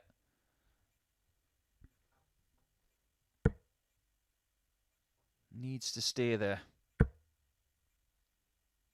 But he's been losing the line 95. a little bit too much the last few days. You saw a treble 5 in that last visit.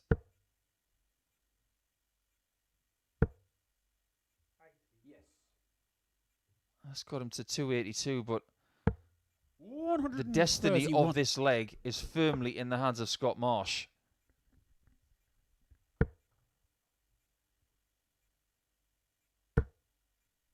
I think he needs the lot. 140. He almost gets the lot. Scott, you require 70.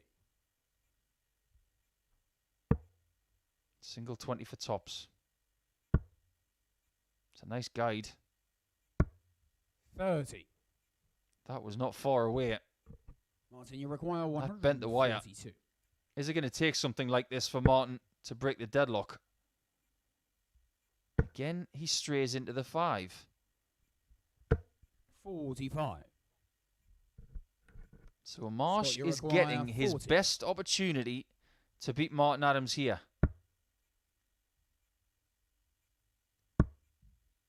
How does he hit this? Got to go through the posts. No score. That was, without a doubt, Martin, you require a 97. brilliant chance for a 3-2 lead. Is he going to have his pocket picked? Not right now. 57. But Scott has got to be really careful. What do you do Scott, here? you require 40. Attack it. That's what you do. Believe you're going to hit it and just hit it. Double 4. Oh, it's worked out eventually. Scott Marsh. But he has been just a little bit lucky in this game that he's found 2 very fortunate misses and straight after has fixed the situation. Game on. This game is very typical of what has been happening to Martin this week. But if Martin had turned up and averaged 95 here, he would have won this match already. 100. They're both under par. And what this game is doing, there's that little 180. expression of the arms to his side. I think Martin might have been wondering what he was doing.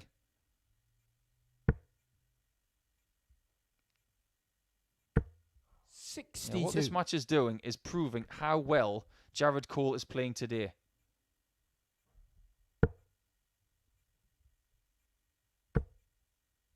Well, someone's got the bit between their teeth all of a sudden. 177.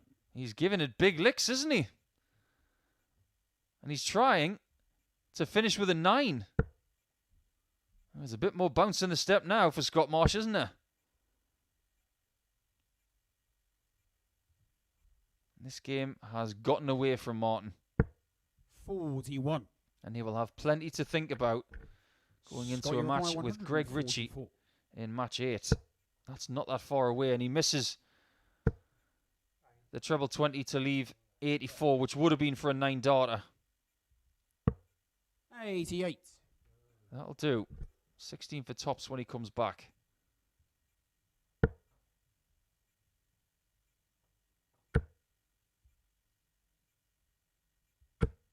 $100. Only way Martin could have won the match is if 56. Marsh had made mistakes. But you sense they're not coming. Game And that is a brilliant 11-darter from Scott Marsh. At all times during that match, it's a fact that both players were under par until that last leg, which elevated Scott Marsh's average into the mid-80s range. So that does tell the story of the match, but a very, very key 2 points for him. Jared Cole is looking to make it to 6 points as we go into the third matches for players. He's up against Joe Davis, who has yet to score.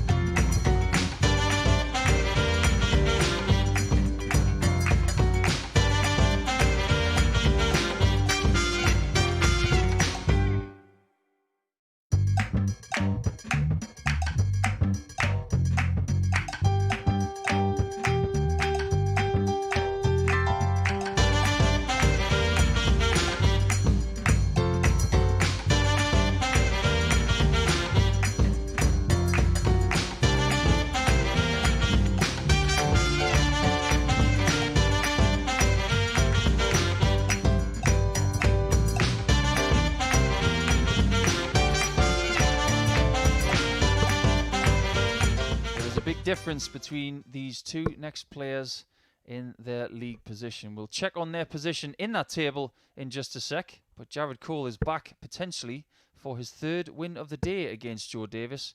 If Joe doesn't play well, he may get sent to the back of the line. The 20-year-old from Hatfield really has performed today. And at times, Joe has put in some good stuff. But all week long, he has been looking for consistency. When he's been good, he's been excellent. When he's been bad, it's been bad. But you can see that Joe is back at the bottom of the pile where he finished in Group A.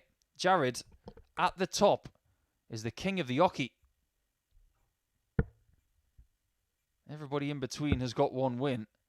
And they will look to double their tally in their third match coming up. Okay, first leg, it's Jared to throw first. Game on. Good to see two young players here going toe-to-toe. Two development tour talents. 57.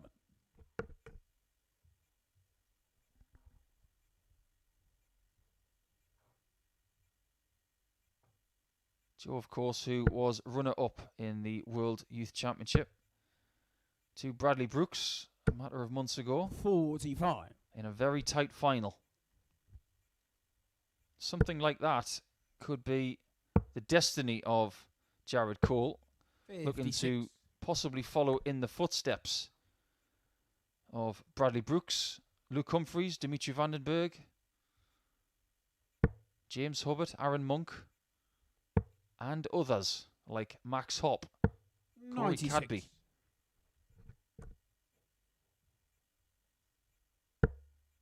It's not just the people who win that tournament, but it's the people who make the 42. final who have good careers ahead of them. Look at someone like Ricky Evans, who lost to Michael Smith. One of the names that I didn't just mention. Of course, Michael Smith has gone on to incredible things, as has Dimitri Vandenberg. 58. But what about two-time runner-up Michael Van Gerwen? He turned out to be pretty good. So get yourself to that showcase game, which usually takes place at Minehead, or historically has taken place at the O2 in London or Ali Pali. Then your ticket to darting stardom will begin. 96. What could possibly be ahead for Joe Davis? 138. Well, there is a 68 opportunity for Jared Cole in his future, because Joe, who didn't have the darts in this match, kept up with Jared after 12 darts. What can he do after 15? 60. He can't find the two treble visit Jared, you require to make 68. things a little bit simpler. Double 16. 36. Not quite there. Joe, you require 146. Two treble 19s was the target. 27. Jared, you require 32. Two 16s to take Game shot leg of number first one. leg. And it's only Jared 20 Cole. darts, which is drastically down on what he has thrown so far today. But he may be in position to take advantage of someone's confidence being very close to the Second leg, floor it's in Joe Joe to Davis. throw first. He looks Game very, very flat to me. He hasn't had a great deal to fluff his confidence up today after losing 96. a somewhat attritional battle to Martin Adams in match 3. And then a 4-1 loss to Richie Burnett, which included a 160 out 44. for Ritchie at the very end of that match.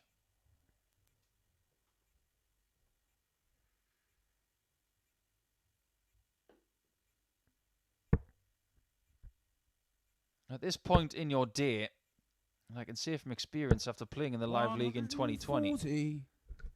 you just try and stay straight for a game and try and let the darts fall as they may. 121. The problem in playing against Jared is that you don't get a great deal of time to think.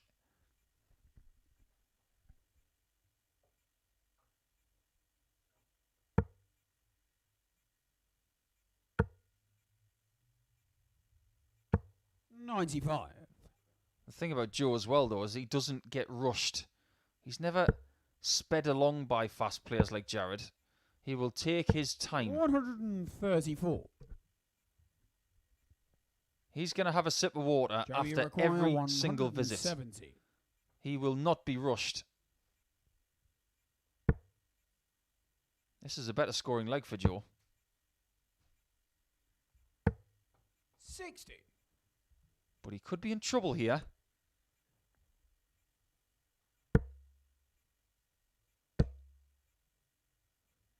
I think Jared was counting on getting that 60 45. with the second dart so he could go 25 in bull with the last one. Joe, you require 110. So this one's in Joe's hands. But not quite yet. 58. Has he banked it? Jared, you require 157. Big out, which is no longer possible. Using those flights, which are very, 57. very similar to that of Rob Cross. In fact, they might Joe, you even be require 52. Rob Cross flights. Try and say that a few times fast. It's a bit of a tongue twister. Double 16. Likes it down here. Game shot And likes it even more now as he equalises at one leg all. We've got a game of two halves here. When Jared's at the board, it's all fast. It's all a bit more deliberate when Joe's coming to the hockey. So how will things progress in leg 3? Third leg, it's Jared to throw first. Game on. I still don't know what Jared Cole is the king of in his nickname. 140. I can't quite read what it says. No. That's on me because I haven't seen Jared in a while and it must be a new nickname. It's maybe not as good as 57. Keelan Kay's nickname, Lord of the Board, which I think is absolutely brilliant.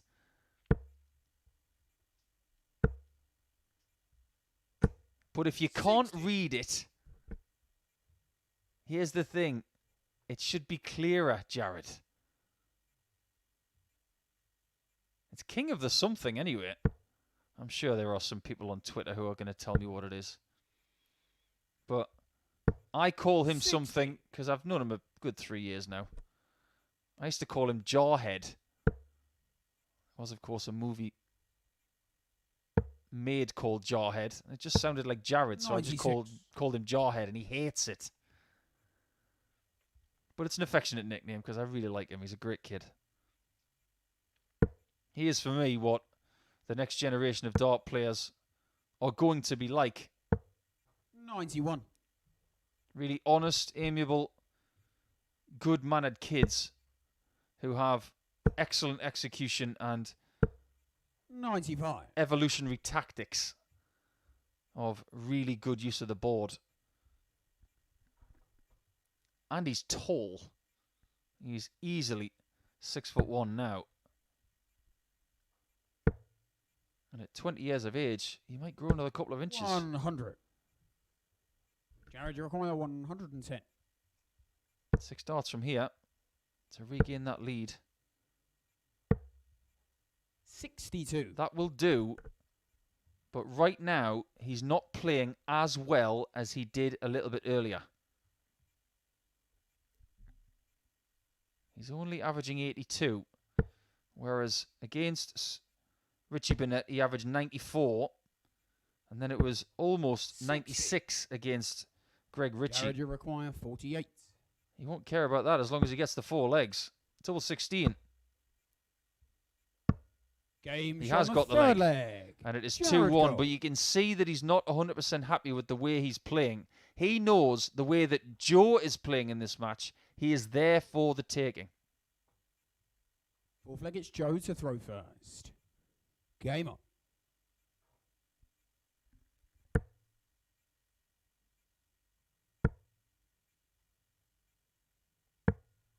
I'm 49. very disappointed in the Twitter sphere who have not come back to me and said what Jared Cole's nickname is. I'll have to do some research with our backstage crew here.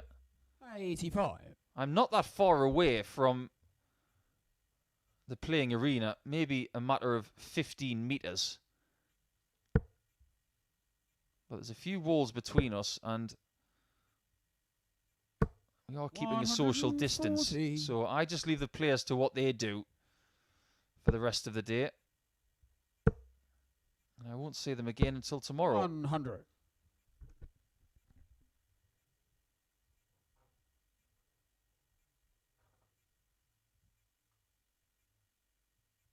It feels a little bit like the stuffing has been knocked out of Joe.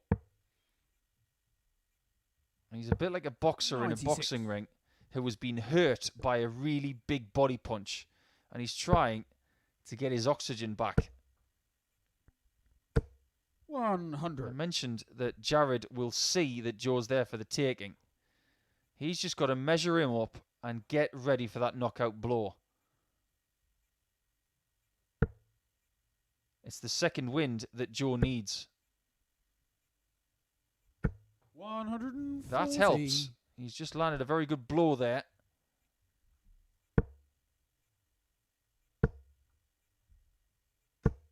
$60.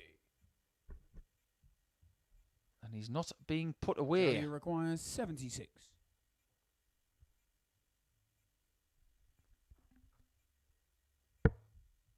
Double 8 for a 14 darter. Game's on the fourth And leg. that may make him Joe feel Davis. a lot better, because that is the best leg of the match so far. And Joe Davis, who needs a bit of a catalyst, something just to get some pep in his step. 14 darter, that might be it. Fifth leg, it's Jared to throw first. Game on.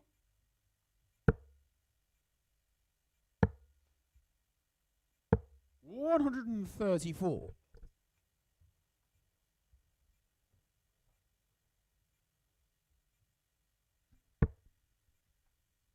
Just when Joe thinks he's going to get 80. the opportunity to steal Jared's start, this young man comes back 140. with 6 pulverizing shots, finding 4 trebles. Somewhat veteran behavior from Jared, telling Joe, you're not getting my throw unless you can find a 12 darter.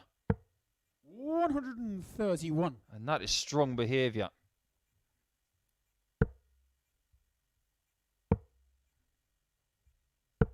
$57.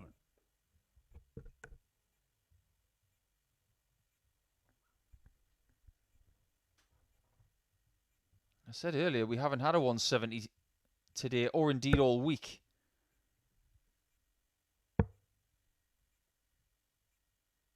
And he's not going to be forced to 43. take this. So if he does get the 2 treble require 20s, don't be surprised if he 170. hits an 18 afterwards. We almost found out. 105.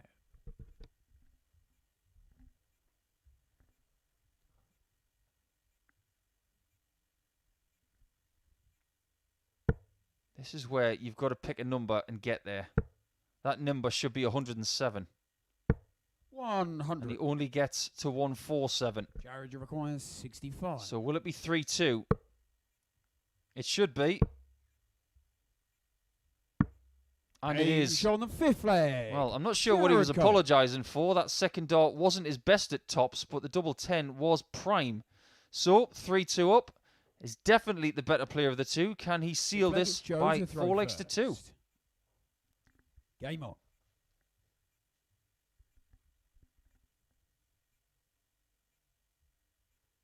You can see Jared in the background exercising his thoughts, and he's playing a bit of 100. musical chairs with his darts in the background. He's doing something that a lot of players do when they're not throwing. They're moving their darts around in their hand. But what he was doing 59. is something that has become more popular these days out of respect for his opponent. He's actually juggling them between 2 hands, and he hasn't done a very good job there. He's just dropped one. But he's doing so where no dart is hitting another.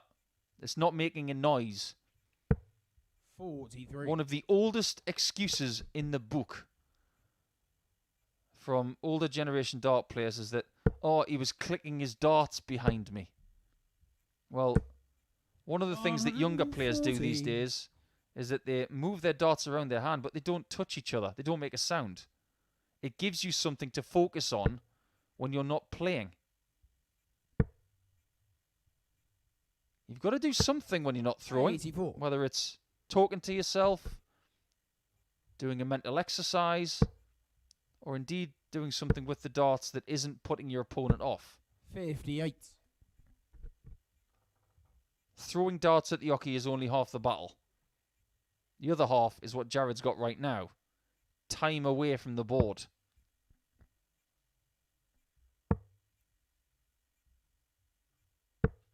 In the words of Bruce Lee, there is a difference between standing still and doing nothing.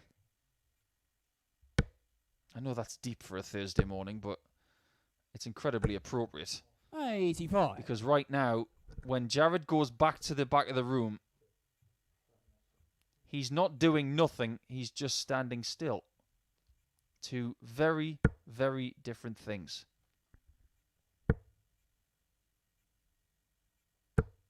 $83. Well, Joe only gets 83, and Jared should open the door here to the potential of winning the match in this leg. 127. And that's what you call opening the door. He just has to walk through it, providing Joe doesn't shut it.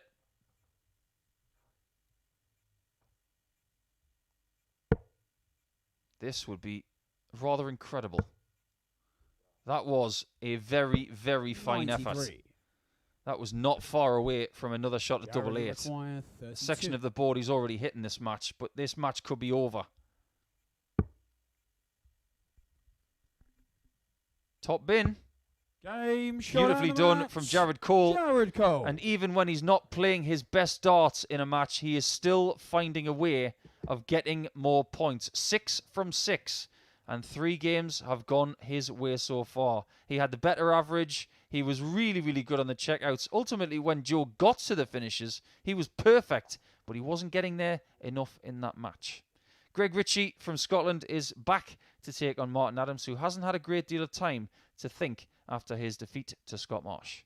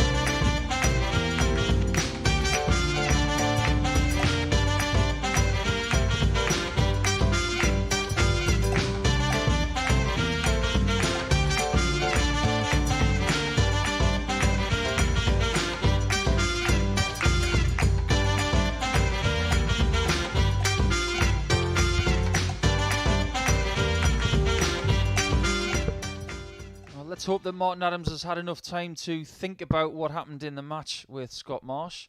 Greg Ritchie's had a little bit of a break, but he is back now to take on Wolfie in our middle match of the day. Match number 8 of 15 sees England versus Scotland, which is what all the chatter was about last Friday. But now that Scotland have been eliminated from the Euros, I suppose everybody over the weekend, including tomorrow, is going to talk about England versus Germany. Will England win this battle? A battle that England could not win last Friday. Okay, first leg, it's Greg to throw first. Game on. Greg has the darts and has had an interesting day so far.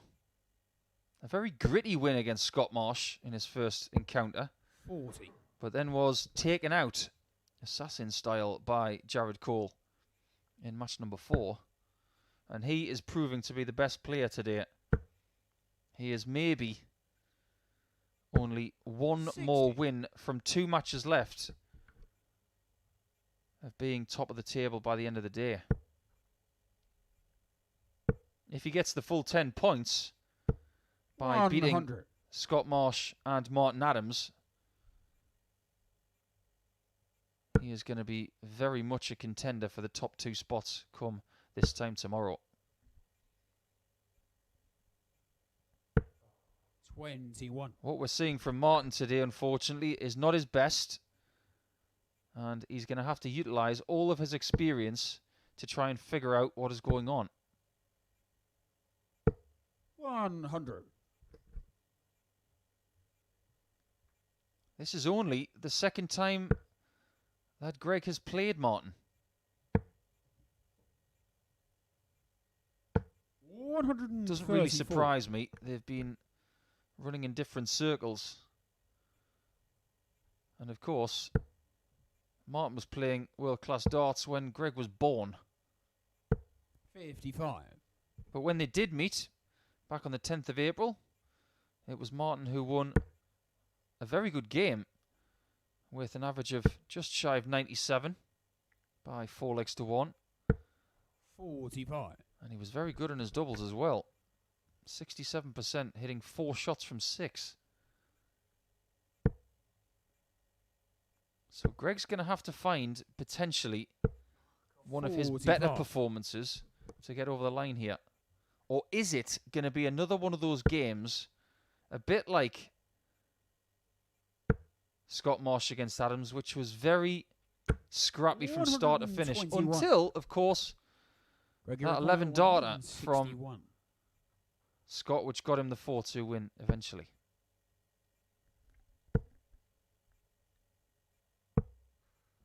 27. He won't be happy with that one. Martin, you require 120. You get the feeling that maybe Martin needs a little bit of a catalyst.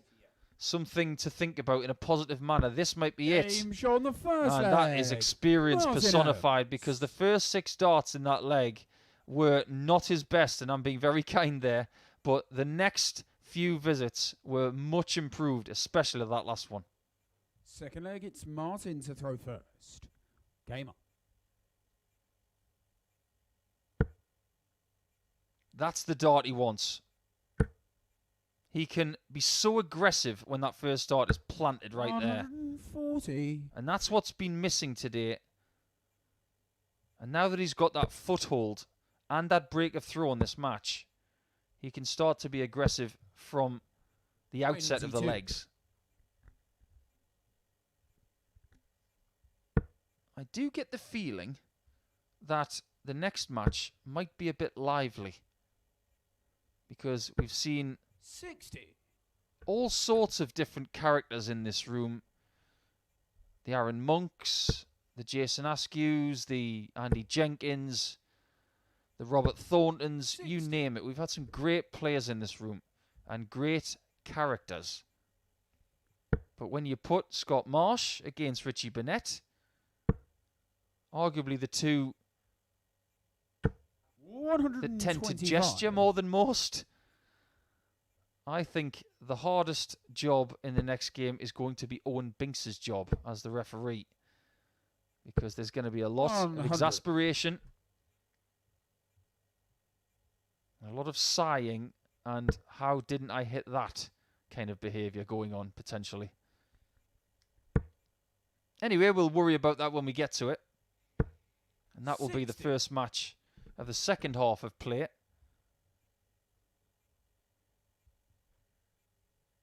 We are yet to see an average in 3 figures. 140. The only person really troubling that Martin, you require has been Jared. 116. But Adams is looking for his second ton plus out in 2 legs. Tops again. 96. He will be back for double 10.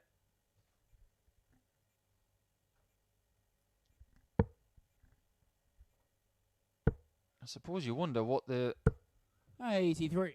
mentality is of Greg Martin, you being a require substitute 20. here after Niall Culleton's withdrawal. Double 10 for Martin is found. On a second leg. Didn't really worry about the Martin guide. He just went for the lower portion of the bed, tried to keep the same line, draws it in a little bit from right to left. And if you think dart players can't do that, you're very, very wrong. Third leg, it's Greg to throw first. Game on. It's not just golfers that can shape their shots. If a dart player knows how their darts behave, 60. they can make the darts move a little bit more exaggerated in the air. And I'm sure that Martin was able to do that there.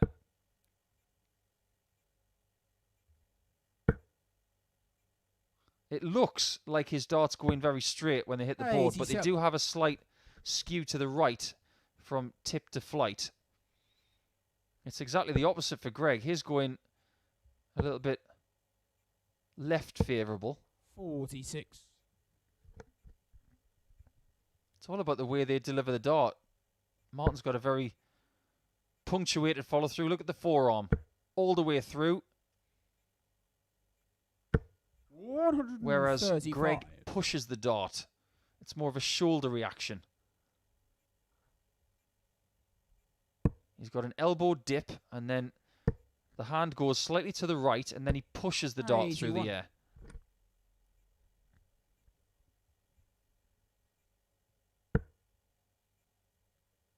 If Martin gets a big win in this match, he will be in second position in the table. And he will be in second position in leg difference as well. So everything that happened in that Scott Marsh match will be forgotten. 53. That's the fortunate thing about the beginning of a group.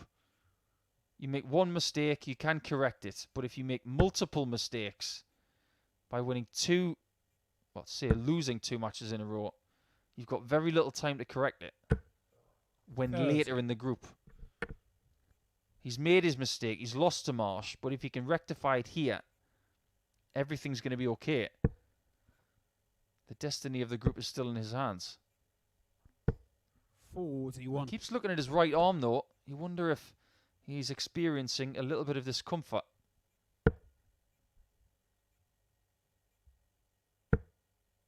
I've said it once and I'll say it again. Only great players 95. can play into their mid-60s. Allow me to give you some examples of that. John McGowan, the oldest player to have ever played at a World Championship. 80. Former UK Open semi-finalist, of course, the Northern Irishman. 95. Paul Lim, Martin Adams. Need I go on? Point proved.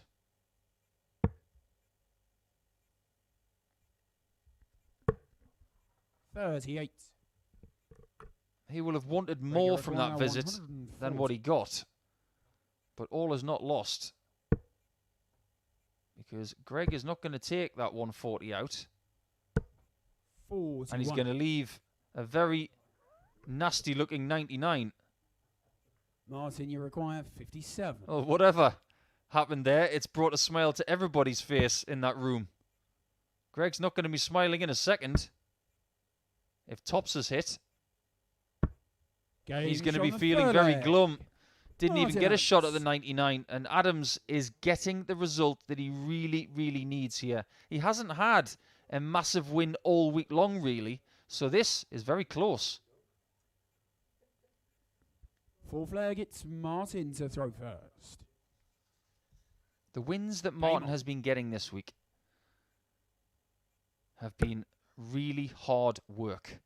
And don't get me wrong, when you win 4-1, 4-0, 85. it's still hard work, but the best performance he's had all week came in his last game yesterday against James Richardson, when there was no pressure on Martin. He knew where he was going to be sitting at the end of play, but he found a performance with two massive finishes of 139 and 140, and he won 4-1 against Richardson. 140. At no other point in the week has a win looked as comfortable as that for him.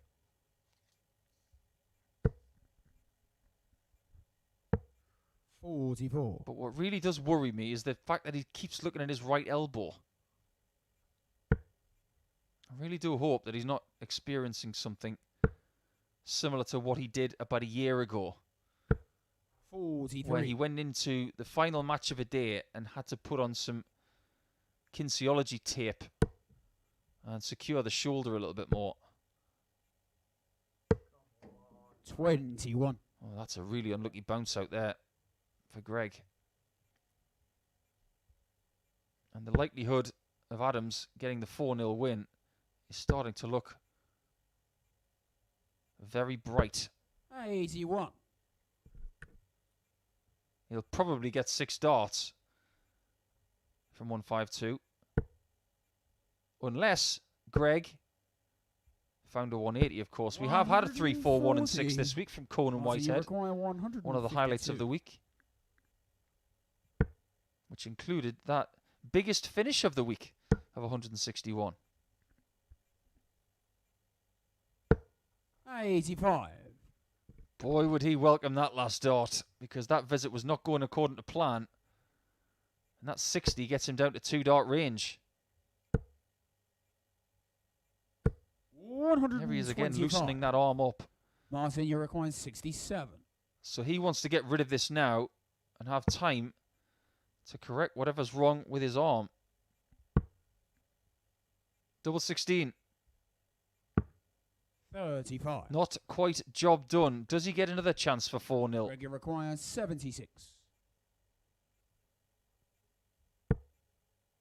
Single 16 for tops. 36. So it's another chance for our first bagel of the Martin, day. you require 32. Double 8. Game, And that is shot what out we the get. match. Martin Martin Adams gets exactly what the doctor ordered. Now, if he does have a little bit of an issue with his right arm, he has plenty of time to go and fix it, because he can now have 3 games off. Greg Ritchie has got a bit of an issue with his leg difference after losing that match right there. You can see that the averages weren't great, but they didn't have to be for Adams to get the result he required. It's all about getting the 4 legs, of course. Richie Burnett and Scott Marsh will now take the hockey. This one is not going to be dull whatsoever, so do not go anywhere and join us for that one in a few seconds.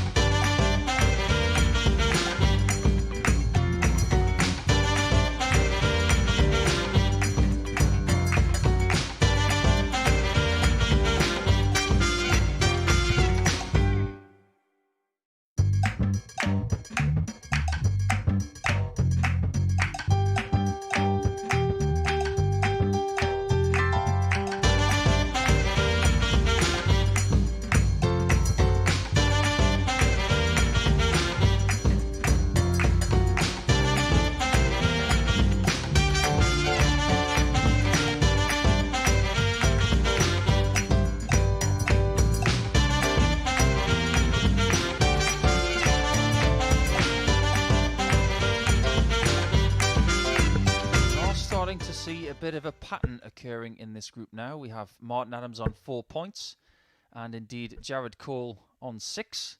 Can these two now keep pace with the 2 at the top?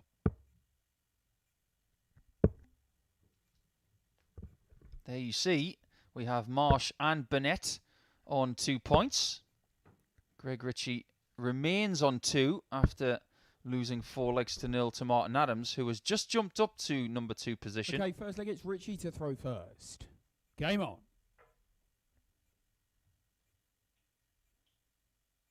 So this one takes on great significance. And I sneakily think that this game is going to be quite eventful. Sometimes when you watch a player or players a little bit early in a session, you sense what mood they're in. How they're digging for form 60. And confidence. I just get the feeling that this one could be close and rather eventful. Having said that, someone could get a really good start and blitz their opponent, which is what we've just seen from Martin against a somewhat under par Greg Ritchie. 62.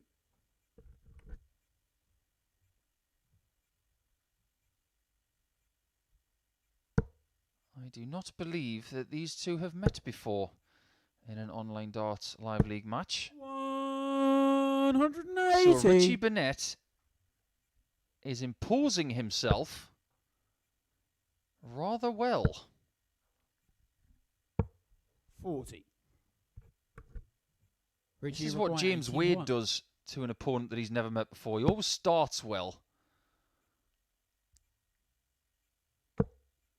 Oh, another 15 to leave double 18. Oh, indeed he can use the 19 section. 45. But originally he wanted to leave 36, and that is still the plan.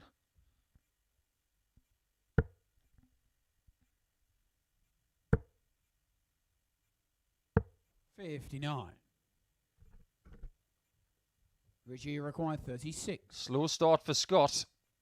Game but a very, very fast start for Richie Burnett. If he can maintain that, he could well be too strong for Scott and take him out of the equation completely. But let's see what happens in leg 2 first before we go too far. Scott to throw first. Game on. Look at that snarl. Kind of reminds me of what I looked like in that Belgium game in the World Cup. 140. Looking back at that, cringe fest.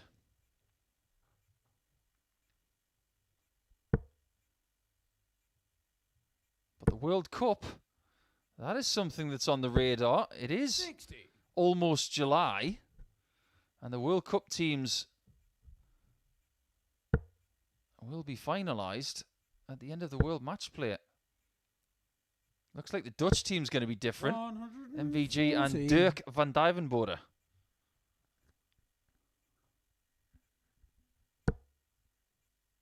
There is time for that to change. But who is going to be the king here?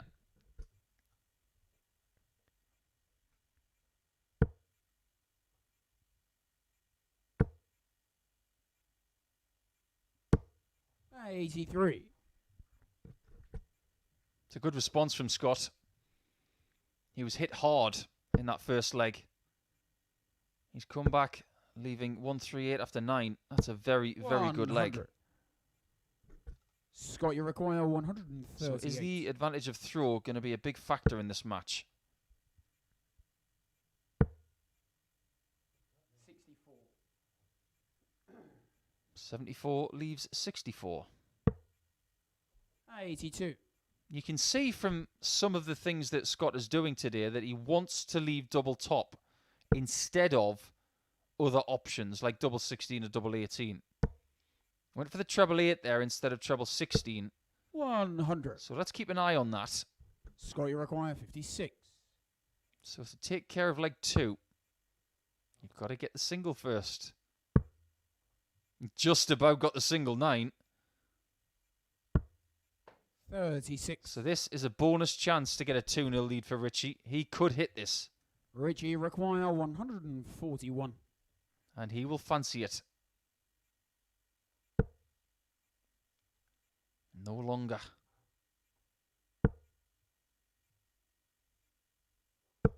$41. Well, Scott has been 20.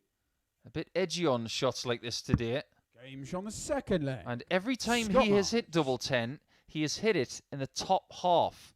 There was another time he went for it earlier in the day and he hit double 6. So he's trying to stay away from that double 15, the bust shot. First. Game on. It's actually a very good plan. You don't get anything for hitting it a double to the south of double 10. But you still, if you hit double 6, have a shot. So there is a lot of logic in that plan.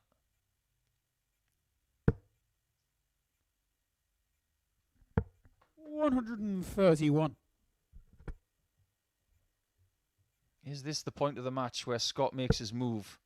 Because if you cast your mind back to match 1 today, where Ritchie had a 14-darter in his first 60. leg of the day, he then lost 4 straight legs to Jared Cole.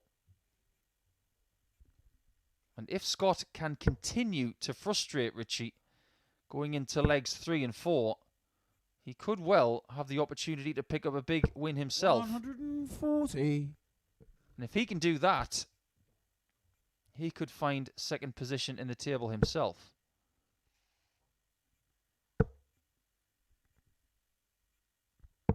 $97. Scott is from Kent. Beautiful county in the southeast of England. And it is another Kent player that we will see tonight in Conan Whitehead. He finished in 4th position in Group A. 100. And by finishing in that position instead of 5th or 6th, he bought a ticket to Group B, where 3 spots are up for grabs for the finals instead of 2 in this group. 96. Scott, you require 130. 6 darts from here for a valuable break of throw. Doesn't have to go 60. Double 8. 114. He will be back.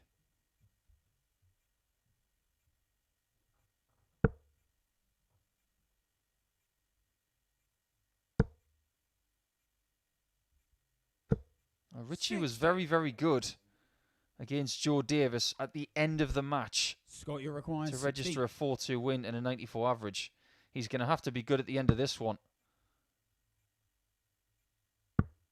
Because that is now 2-1 up. But did you notice just how close that was to the double 16? He's not hitting the middle of the bed in the doubles all of a sudden. He's hitting the extremes. But doesn't matter as long as he gets the right one. Scott to throw first.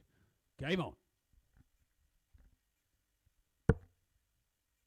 87 average for both.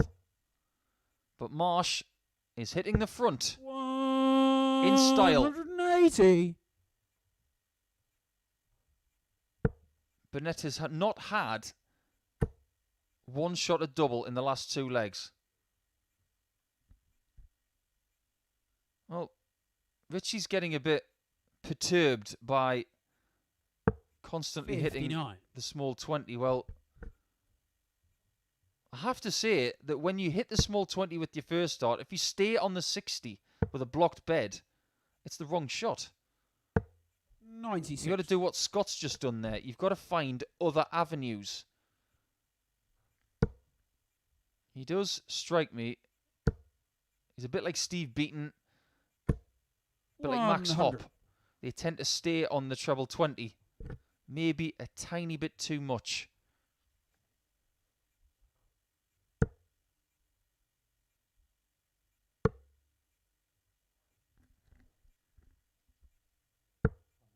$65.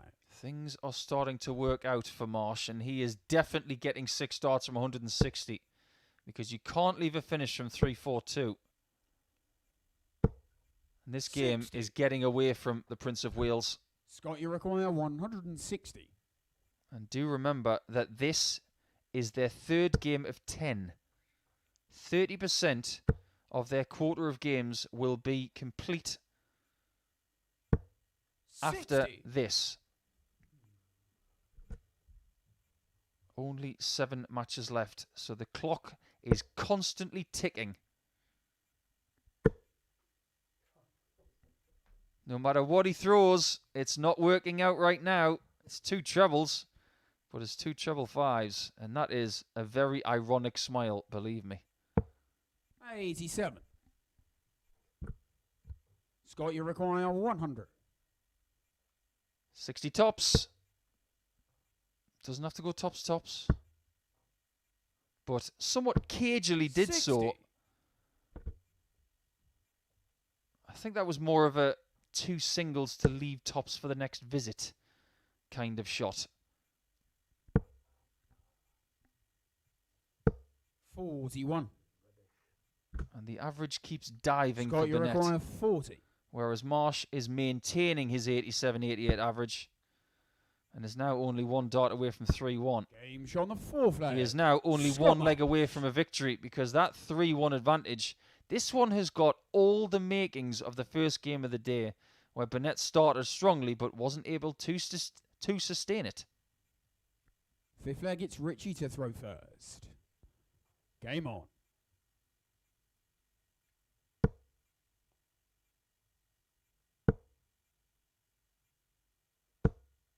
$36.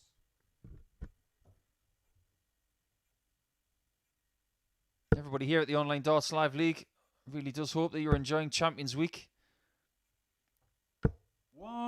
It's going to be a fascinating Saturday night when all of the money's on the line. Who's going to pick up the big check? As Richie Burnett starts to amp up the pace. He's starting to get a little bit annoyed with the lack of results. And it's a guarantee that Scott Marsh is seeing 85. that frustration. What he needs to do is use it to his advantage. He should say to himself, I've got you just where I want you. I just need to finish you off now. 100. And he's still got him. He could finish this with 2 breaks of throw.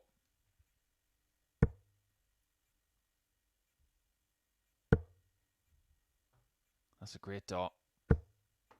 That is a great visit. 140. This has been a strong performance from Scott. I don't think his average really reflects how good this performance has been. But Burnett gets himself to 125 and he's waving it off. He can't believe that he's not getting perfection. Another for double 8. For the match. Oh, that's beautiful. What a shot from Scott Marsh. And that is how you finish a performance off. A 12 darter, when you get that 3-1 lead, that's what you're craving. Just 4 more visits. And that's what it took. A best performance of the day from Scott. A 94 average and 50% on his doubles. That is really, really good. And his biggest finish of the day of 136 will give him confidence going into his 4th match. That's 9 matches down. We're going to go to match 10 now, where Greg Ritchie is going to take on Joe Davis. They're both towards the bottom of the table, and one of them needs to get themselves out of trouble.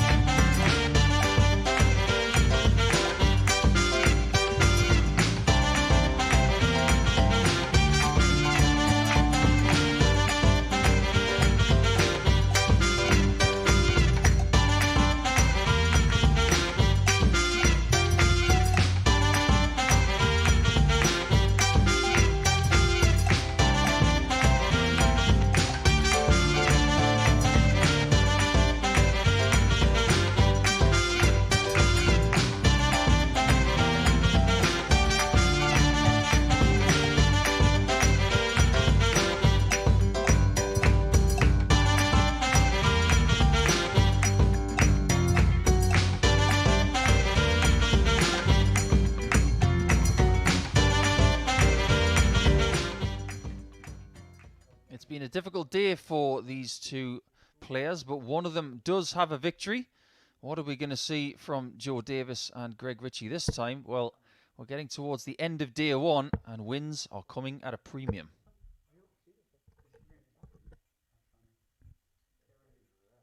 There you can see two players now on 4 points in the shape of Marsh and Adams. Jared Cole will be back against Scott Marsh next. But these two towards the bottom of the table have got to get a move on. Only 2 spaces are available from this group for the finals on Saturday night. And if they stand any chance... Okay, first leg, it's Joe to throw first. You feel they're going to have to be very close to perfect from here. Indeed, for Joe Davis, with 7 matches remaining. 58. In Group C. He can now only register 14 points. If you can get to 12, 30. you have a chance. 14 is a much better chance. If you break the 2 days down and say to yourself, if I can get 6 points one day and 8 points the next day from 4 wins, 100. I think that'll get you into second spot.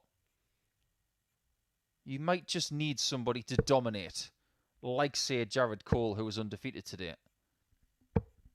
34.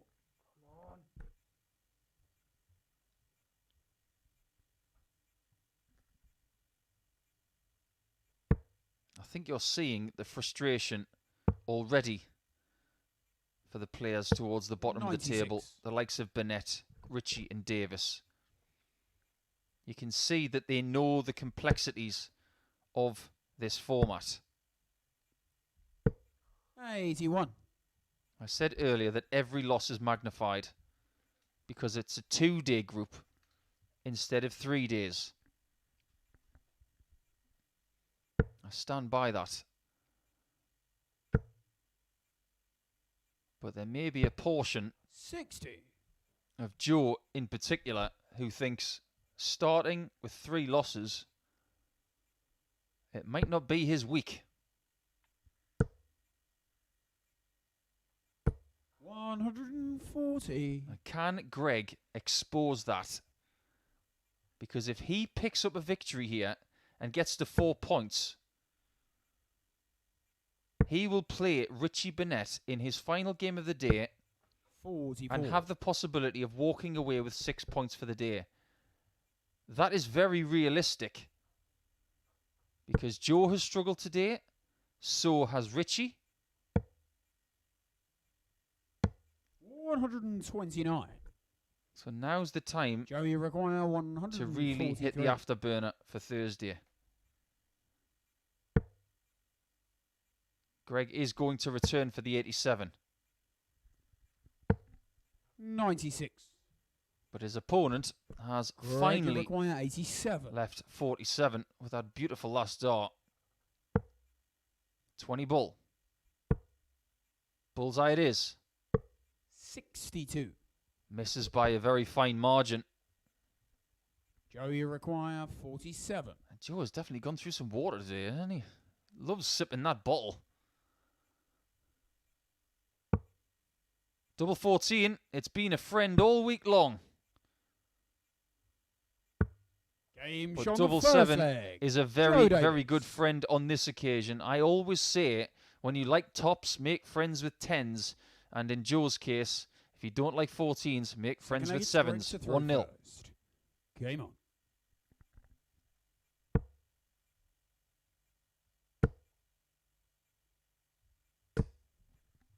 Five. Not the best start for Greg, but that is his miss. The way his darts fly, the points veer to the right-hand side. So if the darts do miss the 20, it does tend to go towards the 1. 69.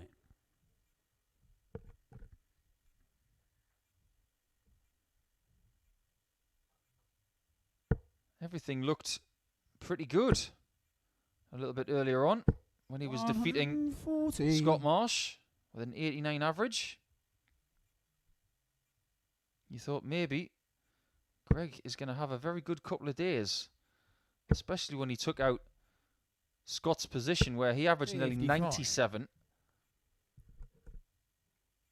Since then, Scott has pushed on by winning his next couple of matches, and Greg has gone the other way. 96.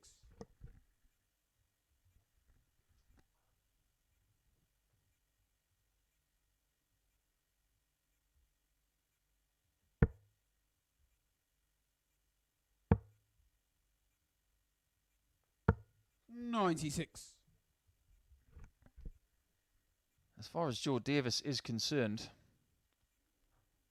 the last 3.5 days have not been that pleasurable. He had to wait a little bit of time for his first win. 43. But when he got it, it was a fine performance. He lost his first game of the week against Sean McDonald, which was a very small margin of victory for Sean. And then it was pretty similar against Conan Whitehead after that. He lost them both 4-2. And then again against James Richardson, where he 89. averaged 102 and lost 4-2. Joe, you require 156. Nothing he did came good. But then he won his next 2 matches 4-0. So it was a somewhat puzzling day.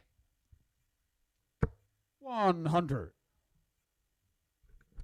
Today has been the same, You require 100. but he's not playing at the same level as he was on Monday. 60 ball would have given Greg a 1-all scoreline. 39. 56 Joe, you require 56. will give Joe Davis a very comfortable looking 2-0 scoreline. He has not been in this position a great deal since Monday. But he is right now. Second leg.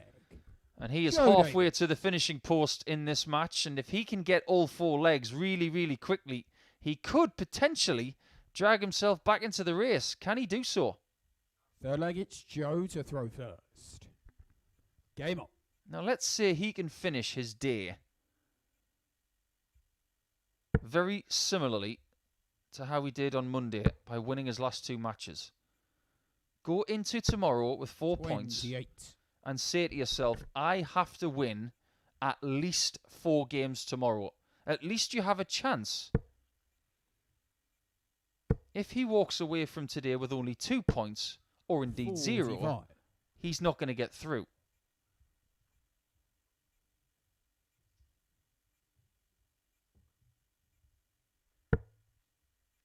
That makes this match of paramount importance, and indeed every match 60. after that. Just play every single game like it's a final. Play it with urgency. Don't make any errors tactically. 140. The one thing that would almost cripple the chances of Greg Ritchie here is a second consecutive 4-0 loss. If that materialises, his leg difference will plummet to minus 10. 140. And that's a hole that is very hard to dig yourself out of.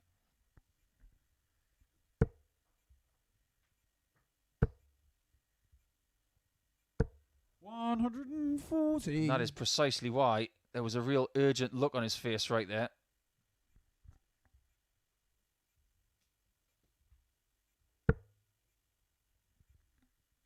The end of this match will signal 2/3 of our action completed for Thursday daytime. But we will return later for Group B, which will be live on Sporty Stuff TV here in the UK and via the Online 76. Darts YouTube channel Joey from 10 require p.m. worldwide. 133.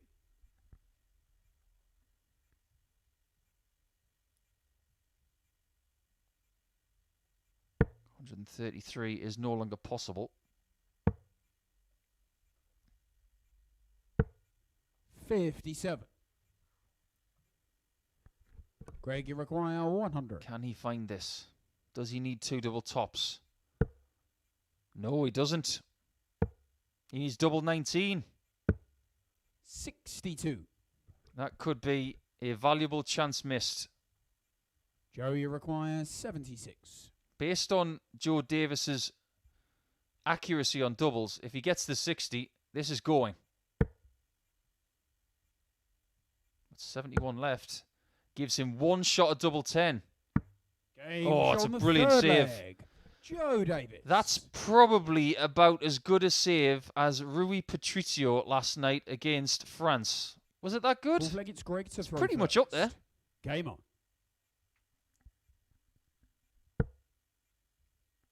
Had to get a football reference in at some point. 180. Oh, and he gives it some when he gets a 180. I don't mind that whatsoever. He's trying to get himself going. He understands the urgency that is attached to this game, and indeed his last game 83 against Richie Burnett. Joe Davis will finish things off in his campaign for Thursday against Scott Marsh in game number 13. 21. Back to normal. That's what every dart player says when they go 180 followed by something like 21. Fine margins in this game to keep you grounded. 30.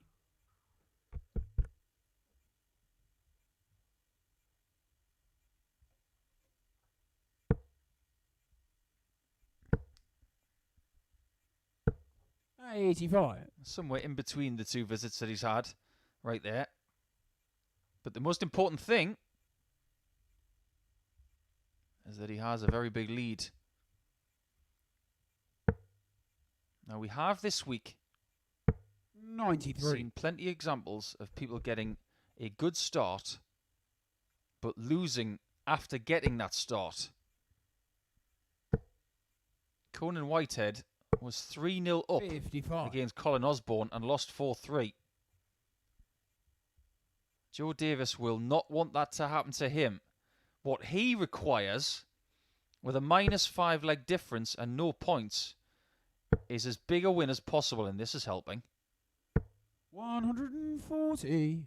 One more mistake from Greg and Joe could be in there.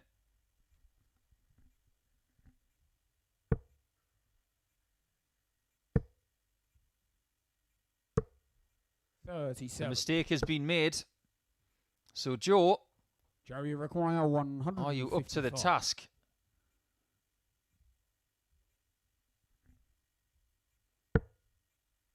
Treble 19. For double 19. 117. Fantastic effort. Now the question is, will he return? 123.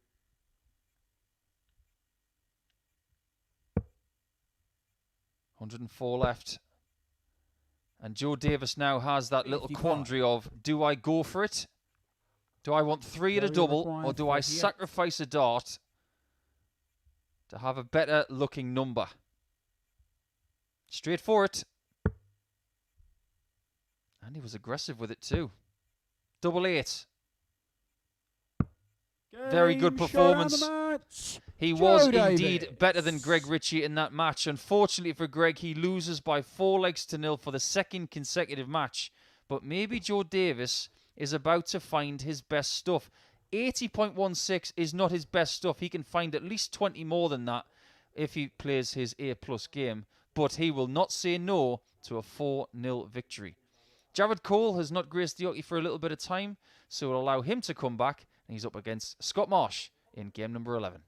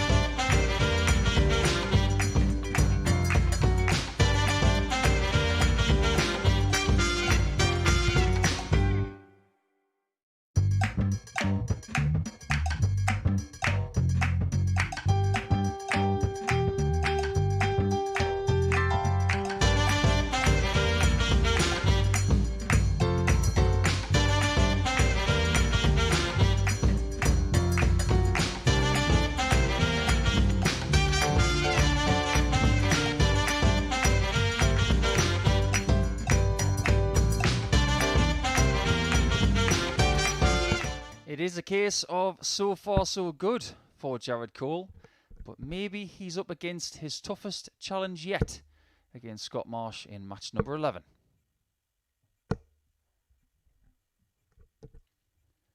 There you can see the table, and we've just had the two bottom players go toe-to-toe, but Joe Davis has got himself up to 4th with that 4-0 victory.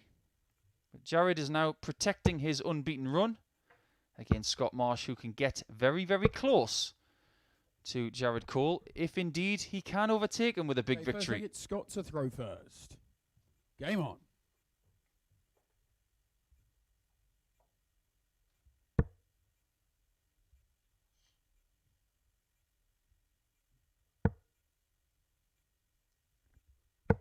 $134. It's a good start for Scott, who starts this match with the throw. So there's another thing that makes 93. this challenge a little harder for Jared. Started with averages against Richie Burnett and Greg Ritchie in the mid-90s, but his last match against Joe Davis, he had to work a little bit harder for that, only averaging 85. So maybe a performance a little bit more like the first two matches is what he requires right here.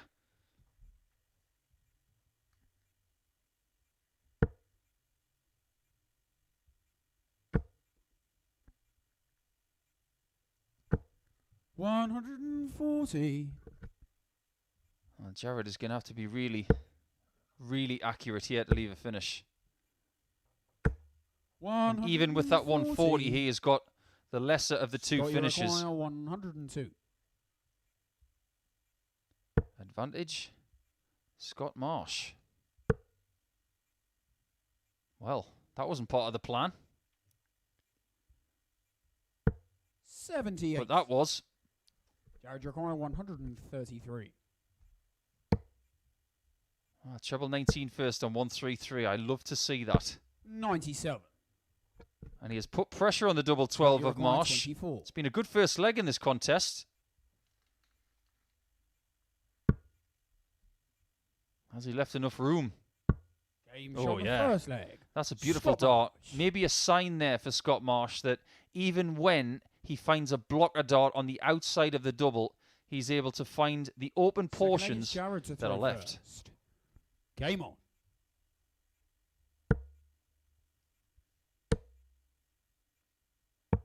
$99.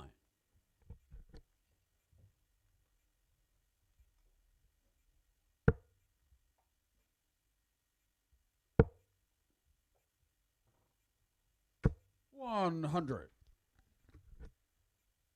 These two do not live that far away from each other. Just a little bit around the M25 motorway, which is, for the people outside of the UK watching on YouTube, the Ring Road of London. Scott living to the southeast of the city, and 140. Jared to the north of the city. From both places, you can be inside the centre of London in a matter of about 20 minutes. 101. That's if you catch a fast train. But as far as how fast they are driving in this match, you'd have to say very fast. They're both performing to a very high level indeed. 180. And that is the first 180. And more swagger from Scott Marsh. 59. I think he really does fancy this now after getting a win 81. against Martin Adams earlier. It wasn't a pretty affair, but this is a pretty leg. And a very pretty result. That's his second 11 darter of the day, and that one gives him a huge, huge boost in his quest for the top spot going into his final match of the day. Leg it, Scott to throw first. If Scott Marsh stays at this sort of level for the rest of the day, he will win the majority of the legs he plays. This is tremendous play. 140. He's averaging over 120 so far. And Jared isn't playing poorly himself. He's averaging over 107. 97.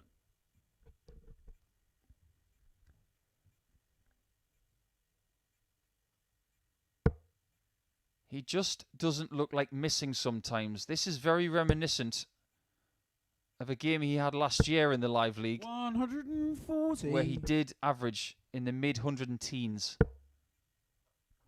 The scary thing is, 140. it could have been better. But when you have someone average like that, when you look at some of the things they miss, they always seem to be having the possibility of being better. Just remember that Michael Van Gerwen performance in Aberdeen where he averaged 123.4. It could have been in the mid-130s. 100. Scott, you require 125. Now, Scott, you are a bit of a bullseye specialist usually. Maybe I just put the commentator's curse on him. But a single 13 will fix the situation, and does. 85. Jared, you require 164. He might have to hit this. 124. He's not doing much wrong. Scott, you require 40. His problem is that Marsh is getting to the double first and taking it. Game shot on the third What leg. a performance this is from Scott Marsh. This is very close to a lifetime performance in a best-of-7 match from Scott Marsh. What can he possibly do in leg 4? Fourth leg, it's Jared to throw first. Game on. He has forced Jared 100. Cole to hit 9 darters in this match. I'm not talking about just the one. I'm talking about 2.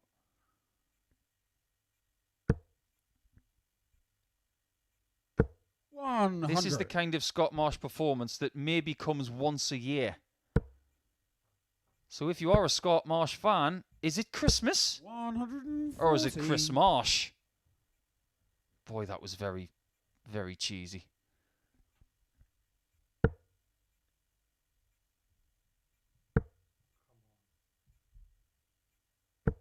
$81.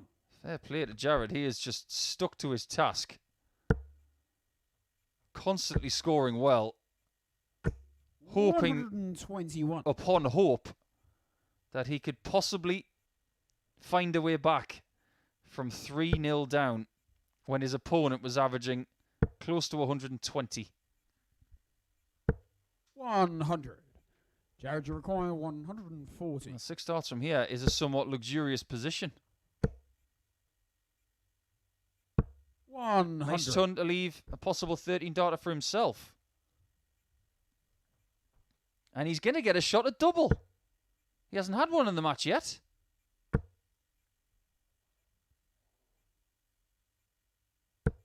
$100. Just Jared, don't miss. 40. Because the mood that Scott's in, he will take that 120. Game shot He on doesn't fourth miss. leg. And that's a Jared 14 Cole. darter, which is somewhat under par for this match. I can't believe I just said that, but a 14 darter is about 107, and they've both been Fifth above leg, that it's for Scott most to of this throw match. first. Game on. In fact, they're both still over that 14 dart mark.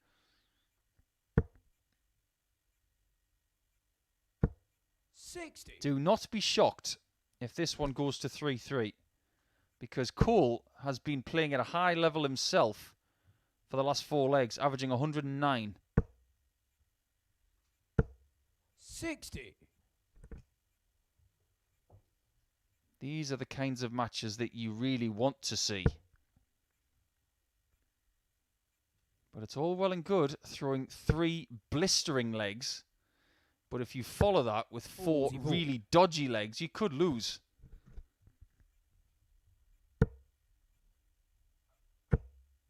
Here comes Cole again. 140. Now, they have played on 3 occasions earlier in phase 1. Scott won 2 of them. Jared won match 2 of their 3. Scott won the first and the third. So judging by the pattern, it'd be Jared's turn. And that's something that I used to share with my good friend Warren 54. French in New Zealand. We used to play each other all the time in these trans-Tasman matches.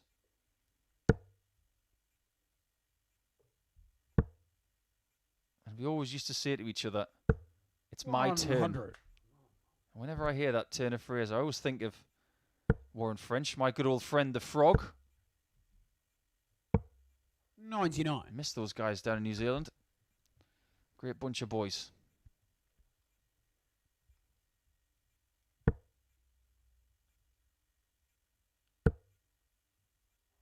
Just looking at the performances in those 3 matches that they've had. The first one was very good. Scott did average over 100 in beating Jared 4-1. But as it stands, the averages have come down somewhat from that blistering first 3-leg spurt from Scott. But he's got 116 to get it done. Can he find the 60 that he needs for a shot at double 18? There it is. Really well hit. 80. Match start missed. Jared, you require 90. To save the match. He's already survived a match start. 60. And he's not able to find the 90 checkout. Scott, you require 36. This is to go top of the table. Game, and that is exactly where Scott Marsh goes. Scott Marsh. I've always said about Scott Marsh that he finds a way. Well, he hasn't played at that level all day, but now he has. Look at those. 103 for Scott Marsh, 101 for Jared Cole, his best average of Thursday. And it wasn't good enough because he's just had his first loss of Thursday. Great doubling stats from Scott Marsh as well. All to be cheerful for as he goes to the top of the table. Martin Adams, hopefully, will be in top form when he comes to the board now. He had a little bit of an arm problem earlier, but he's up against his old rival, Richie Burnett.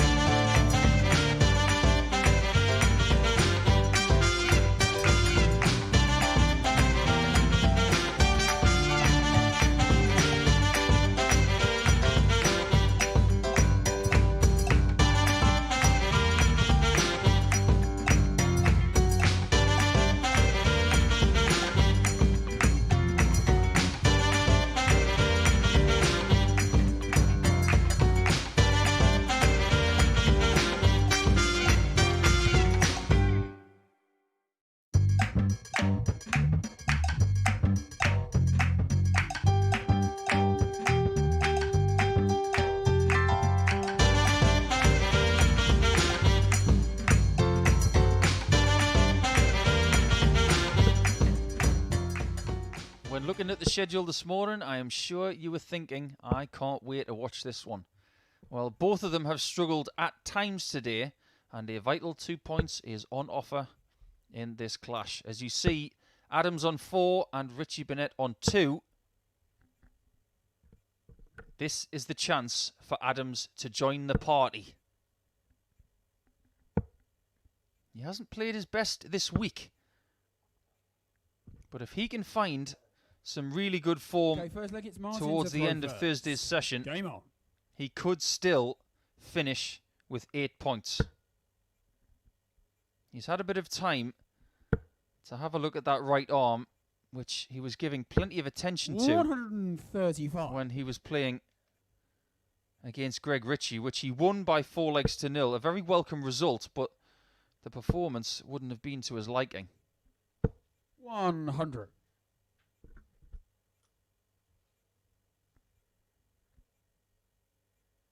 So when this one's over, everybody will have one match left.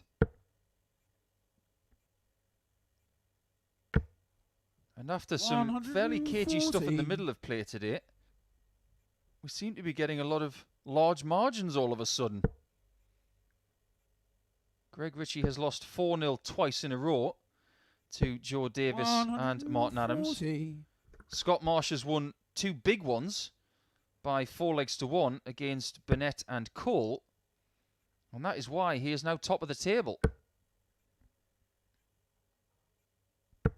100. Well, if Adams can indeed win 4-0 here against Burnett, a hard task admittedly, he would join Scott Marsh on 6 points and +7. And Jared Cole would then be demoted to third position. Martin, you require 126. This has been a very, very tidy beginning. And we're looking at 69 more for the first leg. 101. Can we get a shot at the bullseye for Richie's Richie 1-2-1? require 121. He's been playing well in the first leg of his matches today, but he hasn't been able to sustain it. Bullseye it is.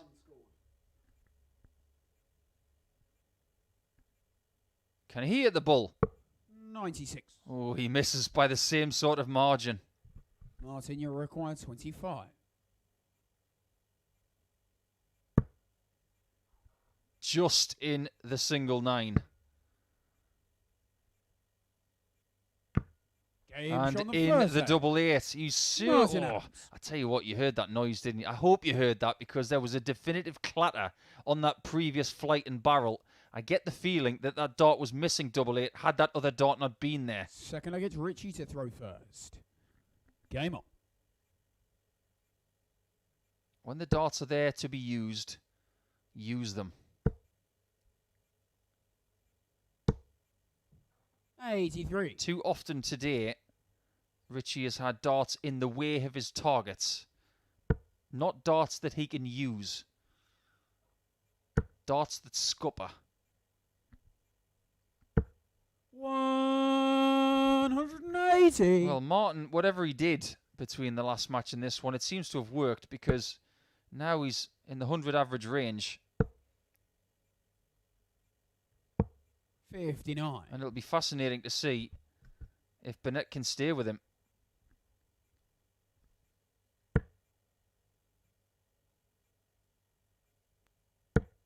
It's just a question of keeping up with what he's done so far.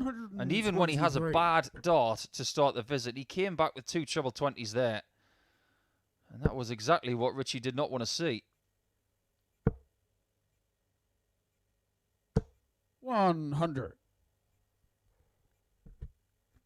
Very similarly to the last match we saw between Marsh and Cole, these two have played each other 3 times this year. And it is Adams who has a 2-1 lead in the head-to-head. But every game they've played has been 4-3. Does that tell us that we're about to get a 7-leg match? 60. Martin, you require 98. For the first time since match 3 today between Adams and Davis. Double 19. Game shot. And that is an 11 darter for Martin Adams to double his lead. He is playing at a very, very high level at the start of this one. If he maintains this, I don't know if Ritchie's got it in him to beat him today. Third leg, it's Martin to throw first. Game on. Well, somebody's turned on the standard over the last couple of matches. We've just had a couple of ton pluses in our 11th match of the day. And match 12, Adams 97. is around 113. And as soon as I say that, that's the commentator's curse, which means he's probably not going to stay up at that range. 59.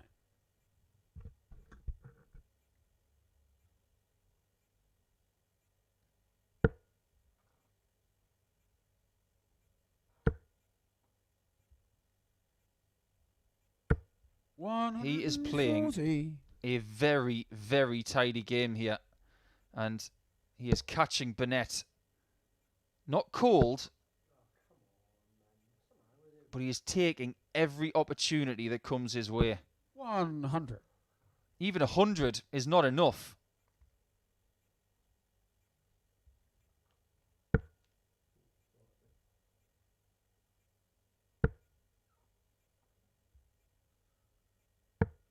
$44. That's a bit of a slip from Martin. He doesn't do that much in this game. And that's a chance for Ritchie to get back into leg 3. 81. But that reaction is something we see a lot from him. One of exasperation.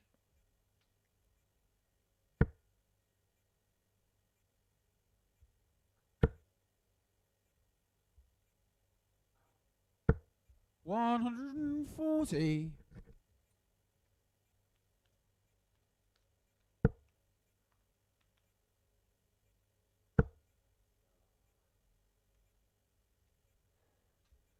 Well, Martin's going to come back for this 80. 57. Martin, you require He's going to have 80. 6 for it. For 3-0. He can go 25 now if he wishes. Oh, of course he's got the bullseye. That happens so often. No score. Wow. That did not go to plan. When you've got 3 darts and then another 3 darts for 80, the last thing you want to do is bust it. 82.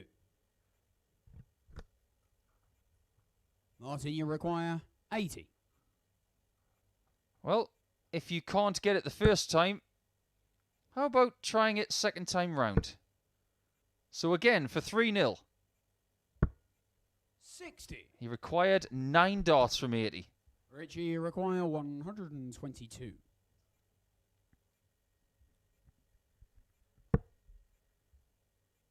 Treble 18 is required.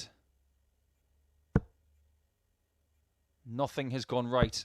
54. And you fancy Adams has had enough of a sighter Martin, you require of leg 20. 3, and he wants to get rid of it now. Game shot That's the exactly third what he leg. does. Martin Only Adams. 19 darts for that one. But the most important thing for Martin right now, who has been scrapping all day long, is that he must get one more leg to confine Ritchie Four-legged towards the Ritchie to basement throw of the first. table. Game on.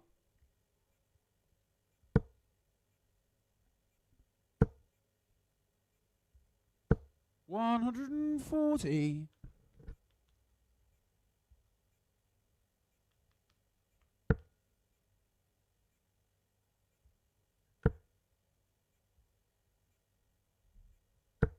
$100. Just looking back at some of the old statistics as well about these two veterans of the sport and where they may have met. 180. This is indeed their 4th meeting this year, but where have they played each other before? I may have brought this up when they were meeting in Phase 1, of course. 140. But it's Burnett who's got charge of leg 4. And it was him who took charge in the final of the Welsh Open in 1995. Which is where 100. Ritchie took the title over Martin in the final by 2-1.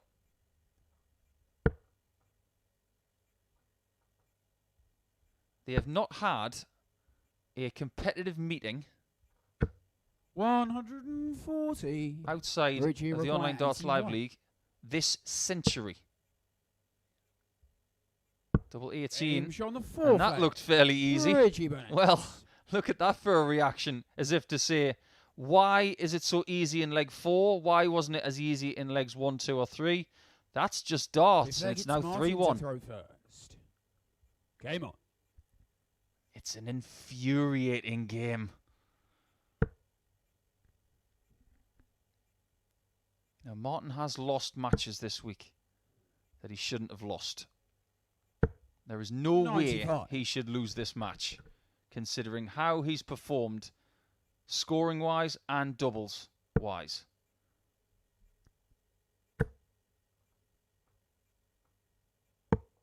$97. They met in the Welsh Classic back in 1999, and Richie Burnett won that as well. So he's got the measure of Martin in finals. 100. Martin did beat Ritchie in the Brandstaff Masters back in the same year, 1999. And they also played each other in the British Internationals back in 1994. where Ritchie won the match with an average of 115. Because back around 94, 95, for me, Burnett was one of the top 2 or 3 players in the world. In 95 especially, I believe he was the best. That is very well documented.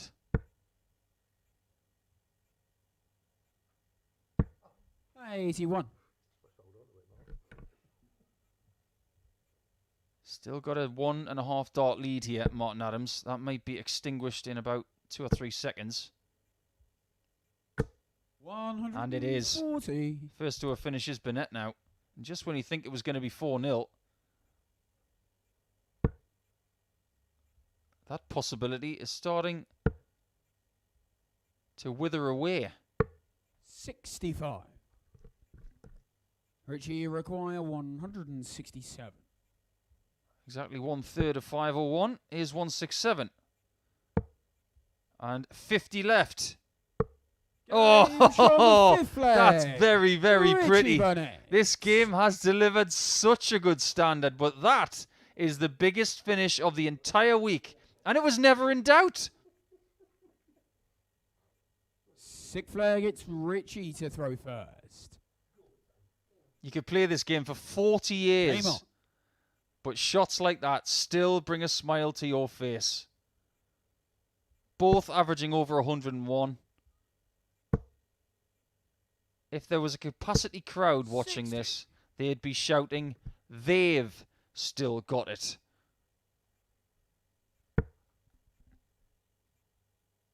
This is the beautiful thing about the game of darts. Whether you're 64, 100. 24, or 4. It's inclusive, extremely good to watch, and you could play this game for 50 or 60 years. 97.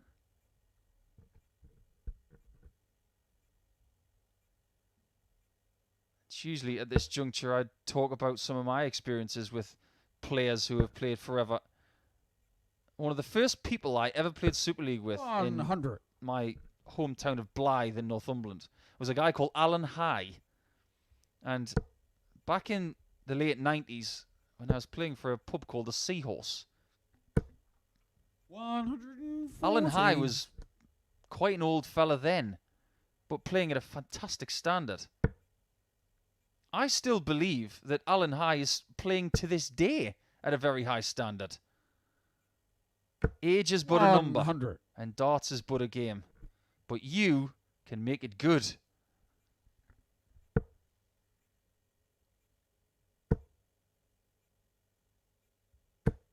Burnett is not out of this.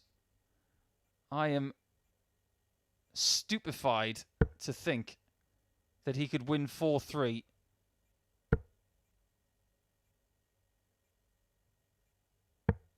Well, he needs the 64 now Ritchie, you require to take 64. us to leg 7.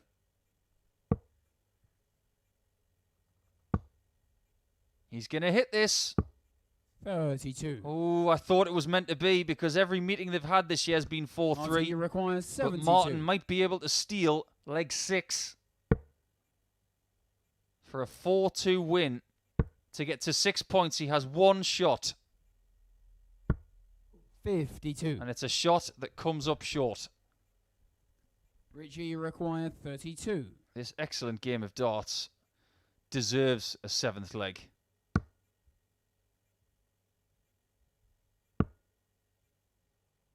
That is really tough. And it turns out to be too tough.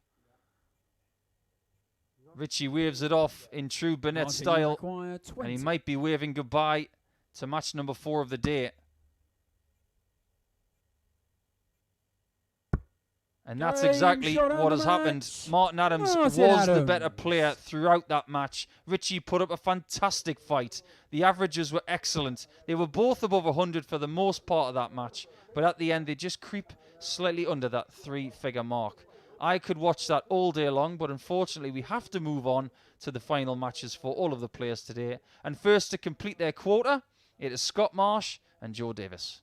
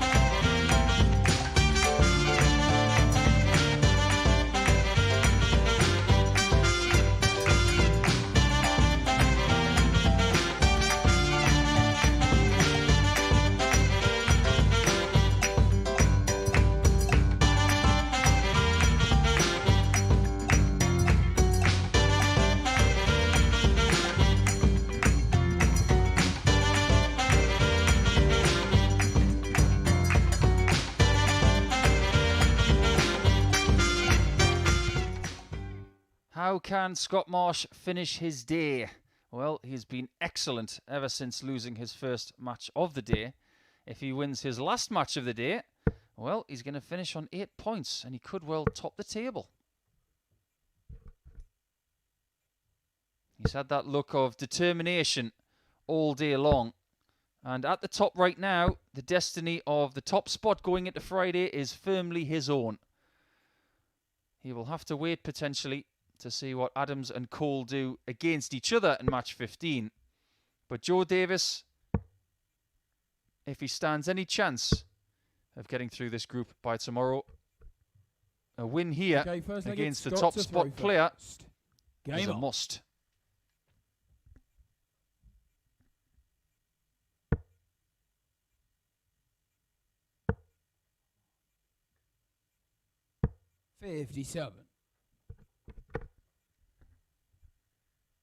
He's got a pretty big act to follow, has Scott, because he set the standard on the board in his previous match with Jared.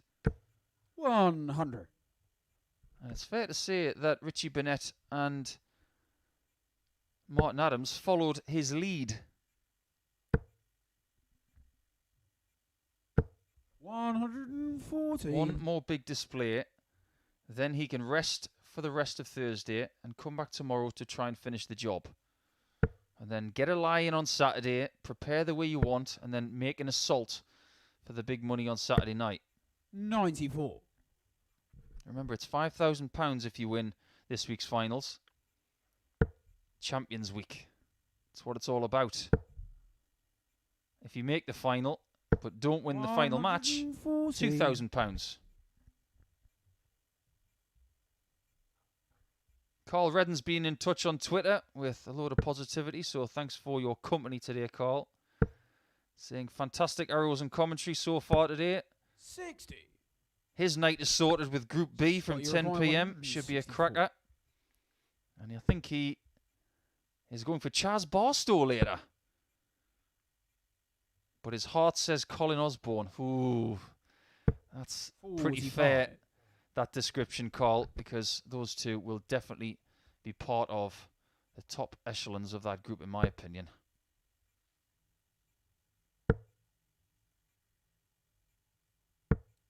$60. Scott, you require 119. Well, 19's first it's got to be with that snarl. It's almost like he's trying to intimidate the board. Double top. 99. The board almost yielded. Now, the one thing we do know is that if Scott Marsh does win this one by 4 legs to 1 or 4 legs to 0, he will be top spot 99. Come tomorrow. He will not be caught. Scott, you require 20. So for the first brick in the wall, double 10. Very, very close, but not close enough. 10. Oh, wrong side of the wire. This is a very unexpected opportunity for Joe Davis. 88.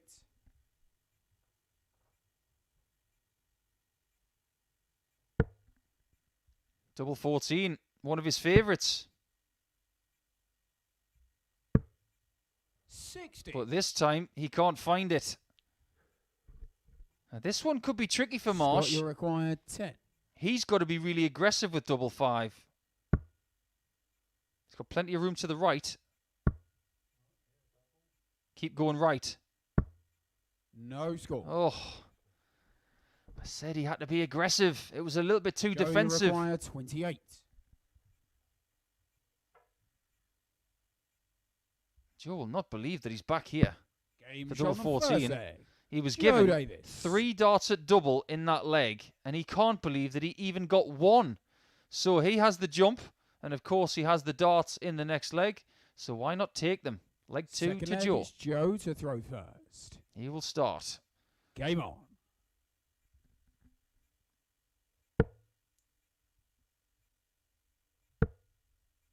I said in his last match 100. that he had to make a statement.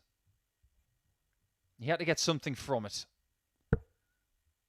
And as far as the rest of the day was concerned, I said he might have to win his 60. last 2 matches. Well, the first one, he negotiated that with a 4-0 over Greg Ritchie.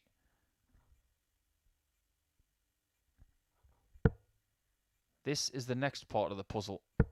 If he can go into tomorrow with 4 points 97. and keep Scott Marsh within 2 points of himself, there's only going to be one player 4 points away from him, because Adams and Cole have to play each 30. other. He's very much in the race for the top 2 spots, but he must get the win here to take the pressure off his first game tomorrow. Funnily enough, his first game for 87. tomorrow is against Scott Marsh. The first game tonight from 10 p.m. is Chaz Barstow against Jamie 60. Clark. We will see more of Sean McDonald, Colin Osborne and Conan Whitehead as well. And the top 3 players from that group will progress to the finals. As we get a little bit of 91. back of the room meditation there from Scott Marsh. There was an article in a newspaper earlier this year talking about how dart players 140. are all about meditating these days. And they wrote that They article require 126. as if to say that was a bad thing. I didn't quite understand it. 66 left. That is a very fine 94. approach, with Scott not hitting his straps in this game. After 2 legs against Jared Cole, he was averaging 120. 57. After 2 legs here, he could be averaging 72. Joey require 32. Double 16.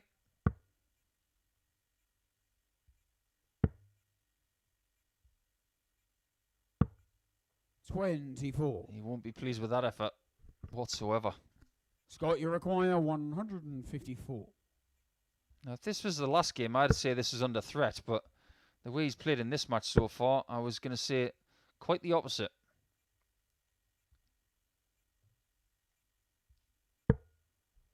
$94. Joey require 8. Well, he's missed double 16, and he's also missed double 8, so we can forget about those now. Let's try something else. Game shot. That seemed to second work. leg. So 2-0 up, Joe Davis. and he has now won 6 legs in a row. This is all about what happened on Monday. This is exactly what he did. And when he was 6 Delegate legs to the Scott good, throw first. he made it 8. Game on. It's not about his average right now, or indeed Scott's average. It's about what happens from here. 100.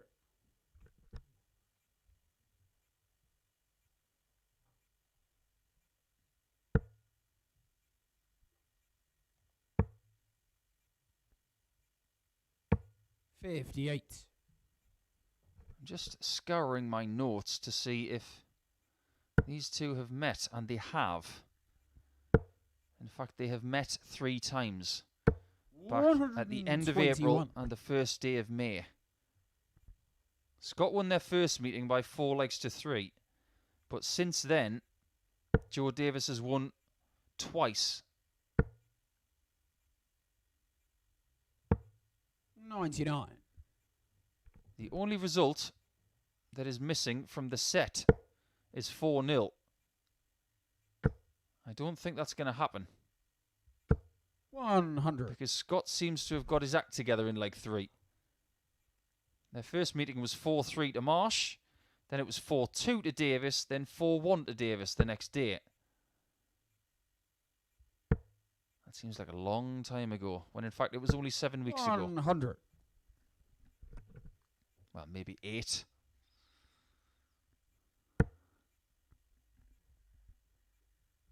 That is not the ideal dart when starting a score of 180.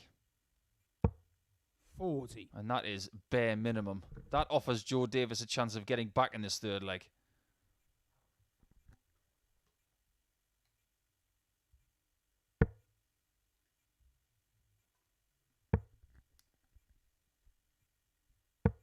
58.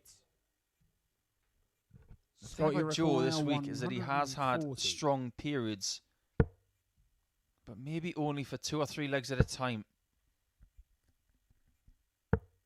40. When he has struggled big. This is an opportunity right here. This is what I'd be saying to myself. Stick in a ton here. Force him to take that 100 out. And if he doesn't, 100. You get a shot at 86. Guarantee that shot at the ball and steal 100. it. Great first start. Double 10. 80. And he misses once again. Joe, you require 86. This is exactly what I was just talking about. He set this up with the ton. Make sure you get a shot at the bullseye. Make sure of the 18. Well, it was aggressive. And effective. On the third leg. Well, Joe just Davis. goes to show that maybe yours truly knows what he's talking about. Put the pressure on, get yourself a shot, take it out, 3-0 up, almost job done. Throw first. Game on. It's a pretty ugly game when it comes to looking at the stats. And if you're Scott Marsh, you do not like looking at your double stats at all. 81. 9 shots, no hits. An average of only 74. But if you're Joe and you've just stolen that third leg, you're thinking 4-0. Give me another 4-0. Because his leg difference would drastically change if he can find this leg right here. It's currently at -1. If he can get 4 points for the day and +3, his dinner tonight is going to taste so different.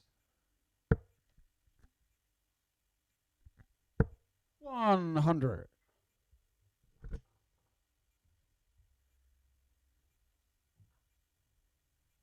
Three players are currently on a plus leg difference. Marsh, Cole and Adams.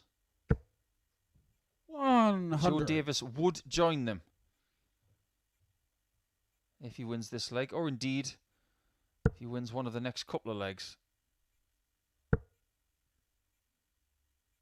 But it's not just about what it does for your total, it's about what it does for your opponent's total as well. Marsh at +7 currently would go down to +3 himself. This is all going to plan all of a sudden. 140. That is brilliant. This is a great leg from Joe Davis. It's the most poised, accurate leg he's had.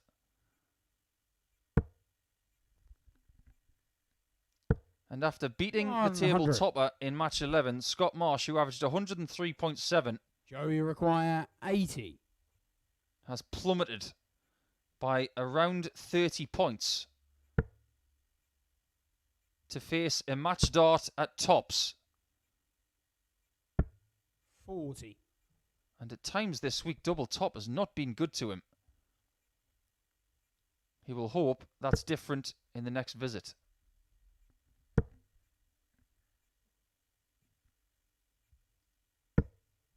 40. Oh, that's very symptomatic of how things have gone for Scott in this match.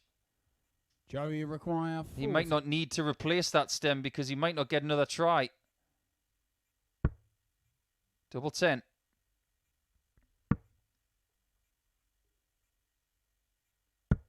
Double 5 is good. And it's 4-0 twice in a row for Joe Davis for the second time this week. Shades of Monday. He has saved his chances of potentially getting in the top 2 for tomorrow. He will sail up the table because of those 8 perfect legs. And he's just dealt a really big blow to Scott Marsh for his chances come tomorrow. But that is about tomorrow. As far as today is concerned, we have got Richie Burnett against Greg Ritchie now. So technically, it's the Ritchie Derby.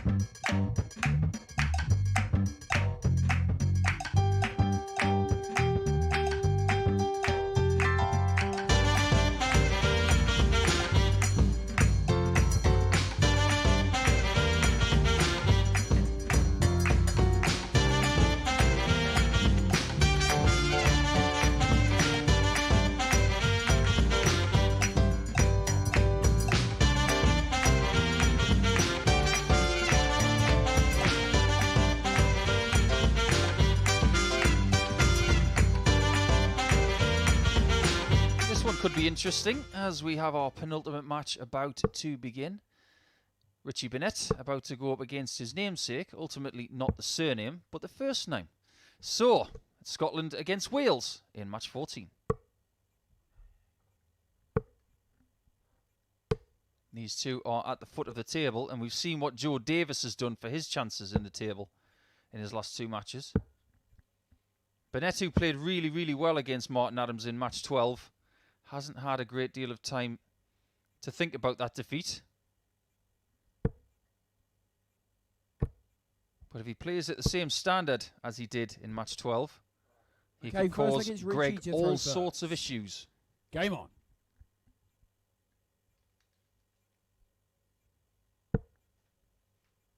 Got to finish strong and start well tomorrow. 95. Their first match tomorrow will be the same fixture.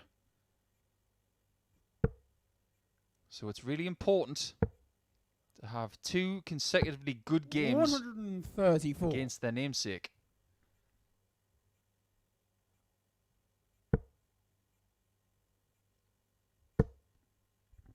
Looks like Ritchie's going to start strongly again. 180. It has been a pattern today. He's done really well in leg one, but has not been able to keep things at that level for an entire match.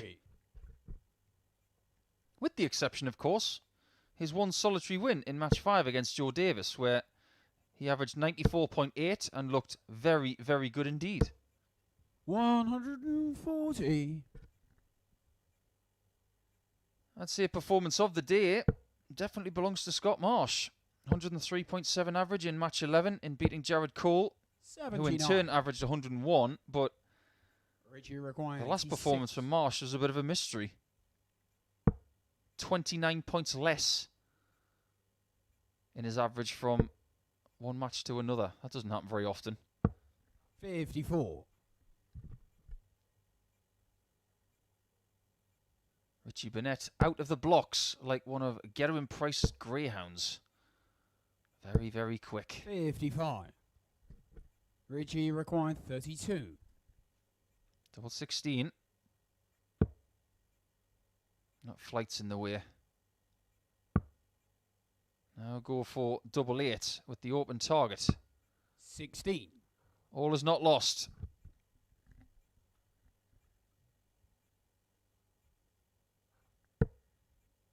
Nothing much has gone right for Greg today since he beat Scott Marsh 42.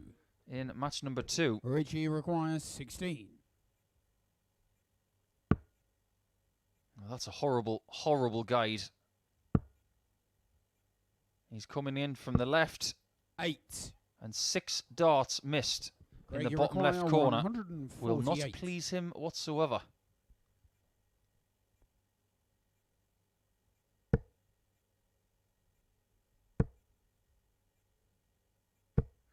$26. Richie require 8. 16s weren't good to him. 8s weren't. Can 4s be? Game shot. Well, there's your answer. If in doubt, just leave yourself the smaller double. Everybody loves double 4. Everybody loves double 4, don't they? Don't they? I know I do. Well, Richie does. Second leg, it's Greg to throw first. Game on. Yeah, I don't know many players who don't like double 4.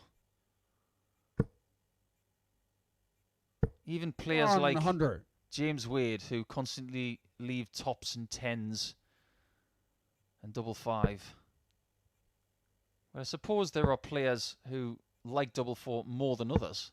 96. Just look at someone like Joe Cullen, who has probably paid for half of his house with double 4.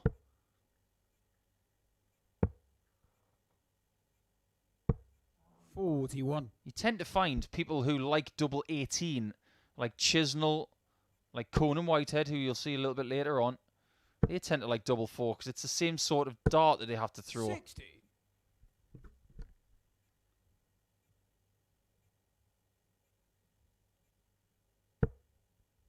One thing we do know now 96. is that the face-off between Adams and Cole in the last match is a shootout for the daily table. There's nothing on the line for that, of course. It's just 2 points for the whole table's sake. But they're on the same leg difference and the same points. So whoever wins that match will go into Friday 44. as the leader of Group C.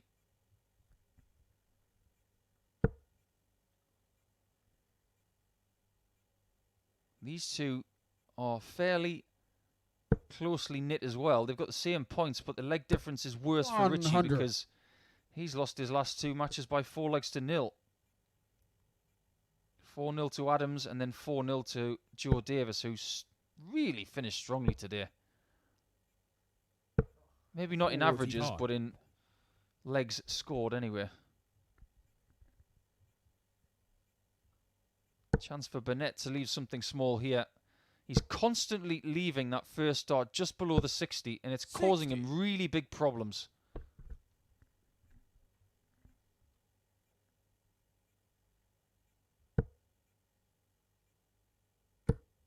This is better. He looked almost surprised when he got 2 60s there. Richie require 127. Well, Richie Burnett is looking to break Greg's heart with a bullseye. 102. He took out 167 in his last match. He can't get 40. its little brother.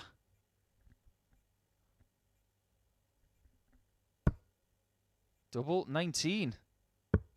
Game shot on the second leg. That's Greg typically Ritchie. Greg Ritchie, because no matter how conventional a shot could possibly be, he sometimes has to overcomplicate it. Well, it's 40 points, and it is 1-1. Third leg, it's Ritchie to throw first. Game on. As for the highlights in Phase 2, of course, I'd have to say that 3 double tops shot from Greg was 81. my highlight. That was remarkable.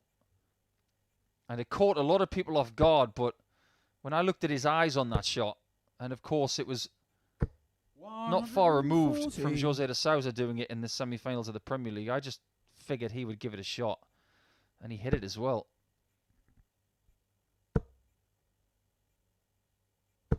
100. It's always good to hit a shot like that as well at the end of a match. The best time to hit a shot like that and to hit a 9-darter, the final shot of a match where you can really enjoy it. You don't have to 96. come down from it.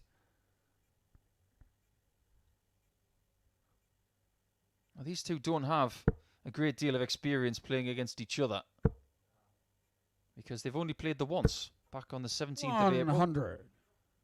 It was Richie Burnett who won that match by 4 legs to 1. And he played really well. He almost averaged 99. Had a high check out of 128 in that match. And only gave Greg 2 shots at double in that entire match.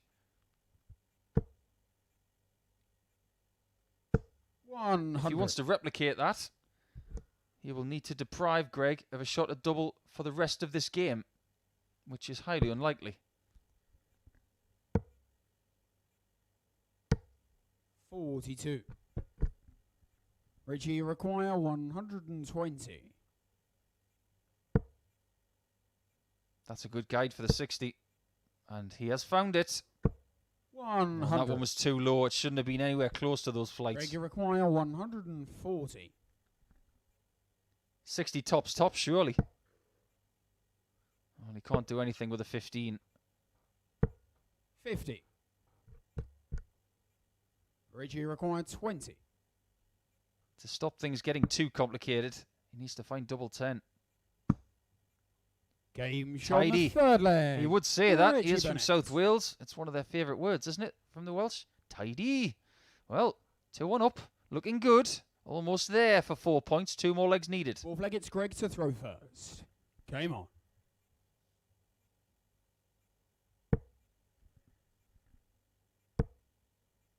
I did an exhibition once with 85. Richie Burnett in the Valleys. I say it was in the Valleys. It was at the top of a big hill. And a very, very good venue. And the name of it escapes me. 60. But it was around the time, at the beginning of December, around 2.5, 3 years ago, where there was a huge snowstorm over the course of a 46. weekend.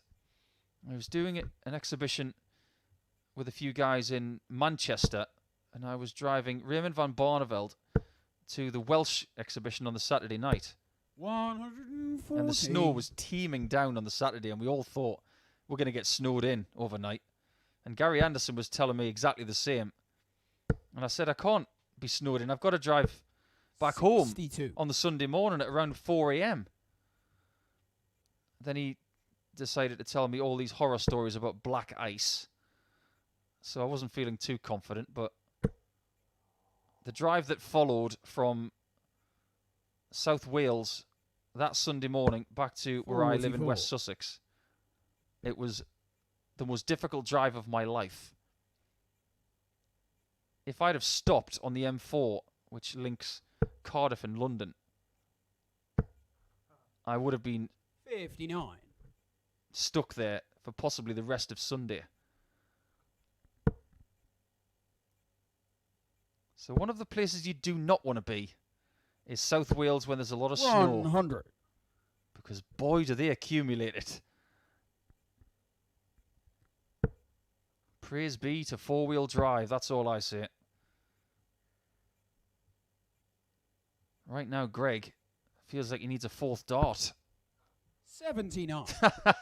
That's brilliant. Richie require 150. I didn't expect him to do that. Well, Richie Burnett is looking at tops, is he? Not quite. That double top from Greg Ritchie really caught me off guard. Correct. 97. Greg, you require 170. Well, if he hits this, that double top will be the best approach dart I've ever seen.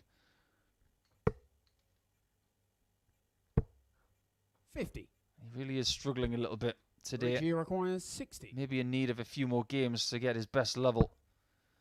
But Richie Burnett is now at tops. Back to tens. Game And in shot on tens. the And fourth pretty leg. much the Richie same Burnett. puncture wound that he left the last time he was there. He is now 3-1 up and is a big, big favourite to win this match, potentially by 4-1. Fifth leg, it's Richie to throw first. Game on. Just imagine if Richie Burnett is Greg's darting hero 55. and he wants to name his future son after Richie and calls his son Richie Ritchie. It's not an impossible concept. Famous footballer Gary Neville and his brother Phil, their dad's name is Neville 60. Neville. And that's not a joke, that's true.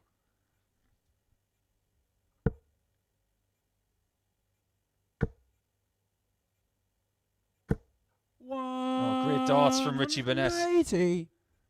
He can see the winning line and he is sprinting towards it. 60. Not enough resistance coming from the Scot, who has still only had 2 darts at a double in this match. Very similar to their previous meeting. In fact, exact. 140. And he has hit exactly the same. 1 from 2.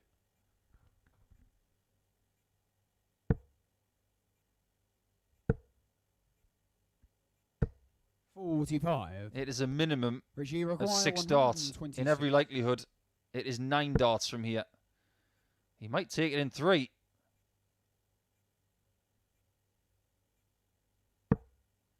It could be 3. Double 18.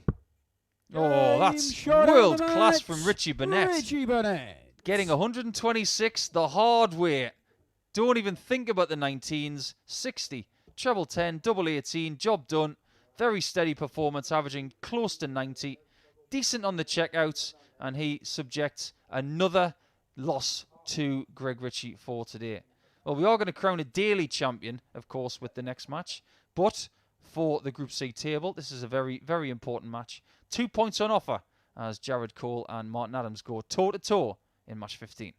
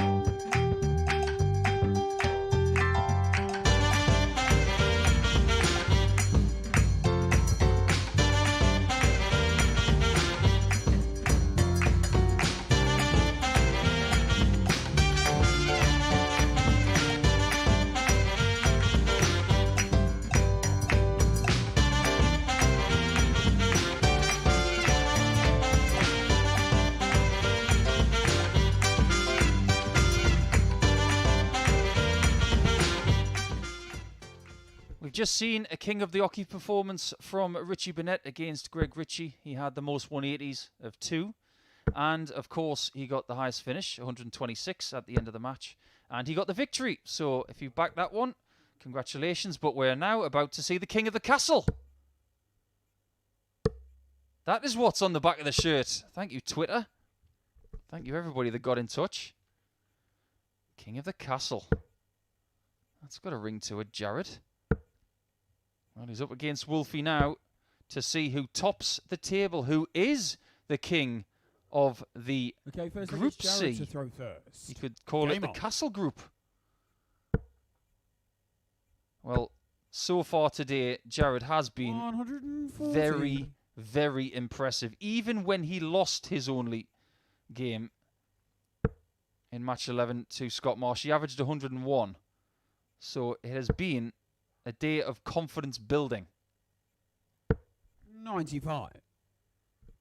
Does he have one more big performance in him? Well, if the start is anything to go by, 100. He might do. Whoever wins this one will have 8 points going into Friday.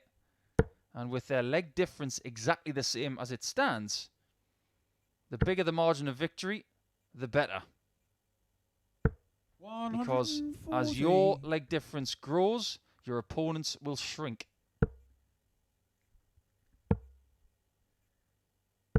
55. As for Martin's day, it was difficult work in match 1 against Joe Davis. He had to work really, really hard just to get the points. He lost to Scott Marsh in what was a very difficult game to watch. 58. It looked hard work for both of them. But since then, things have turned around. He beat Greg Ritchie 4 legs to 0. 134. And he beat Richie Burnett by 4 legs to 2. That was his best performance of the day. So coming into this, he will probably feel a lot better.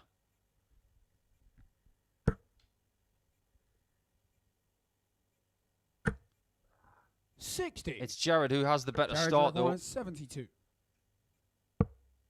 And he has possibly one dart at tops. 52. Martin, you require offers 148. the tiniest olive branch to Adams, which he might take. He's looking at the 16s. You might ask, why didn't he stay on the 60? Well, that first dart was in the bottom portion. And he didn't fancy he was going to get another one in there. Jared, you require 20. Double 10.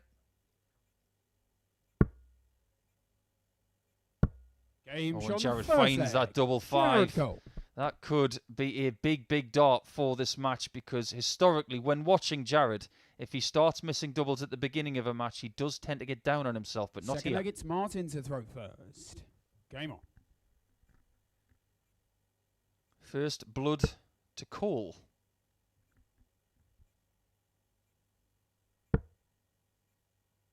I had a bit of a play on words in the last match, talking 60. about if Greg Ritchie named his kid Ritchie, he'd be called Ritchie. But if you took Chris Dobie's young 4-year-old kid 96. and gave him Jared's surname, he'd be Cole.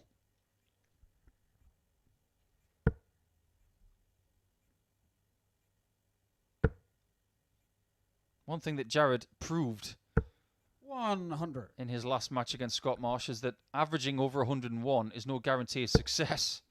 And that's something that Chris Dobie knows all too well.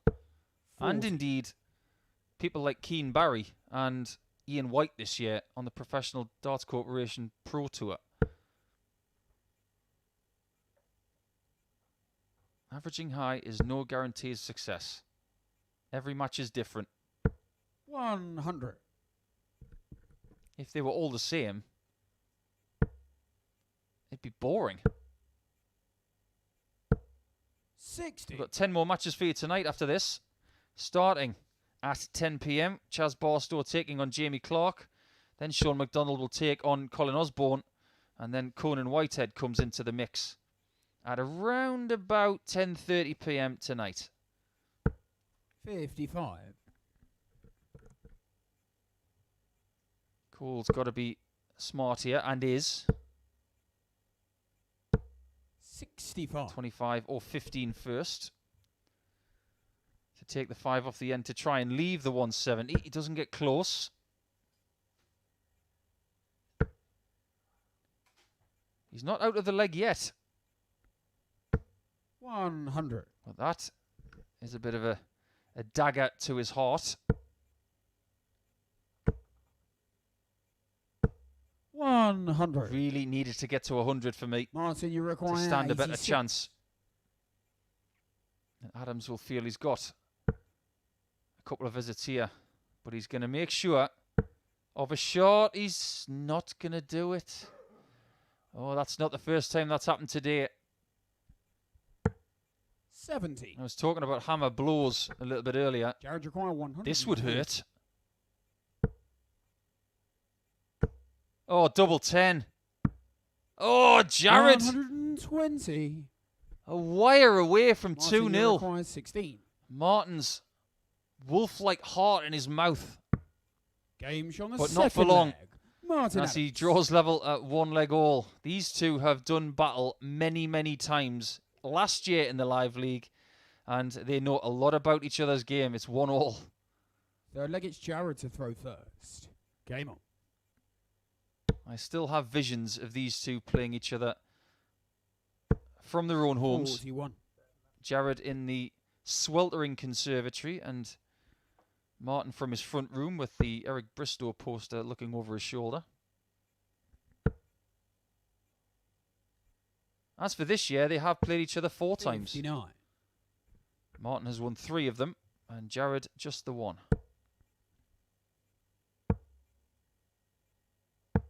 96. All of the games have had a somewhat similar pattern. They've all been 4-2.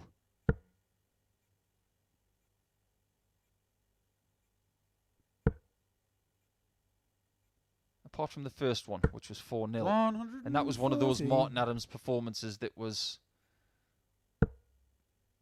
basically faultless. He averaged 100.2, 84. which is exactly 60 darts. And when someone does that to you, that's just like playing a robot on level 8.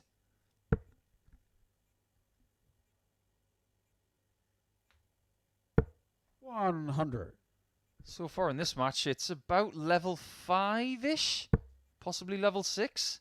If you don't know what I mean by that, it's because there's a lot of programs out 55. there where you can play against a computer. If you're playing level 10, you're going to need 9 darters and 12 darters all the time.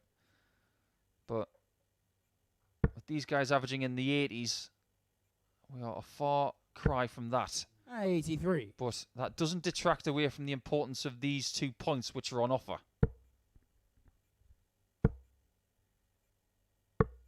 105. Cole again being Martin, very you require astute from 190. 225. Taking the bullseye out of commission. Well, that is somewhat serendipitous because now 60 bull wins the leg. Bullseye.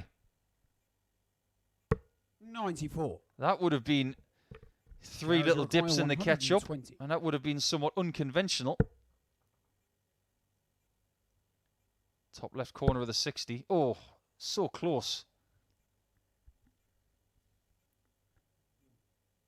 Well, what does he want to do? He doesn't really want to go 16s, but he might be forced to do so.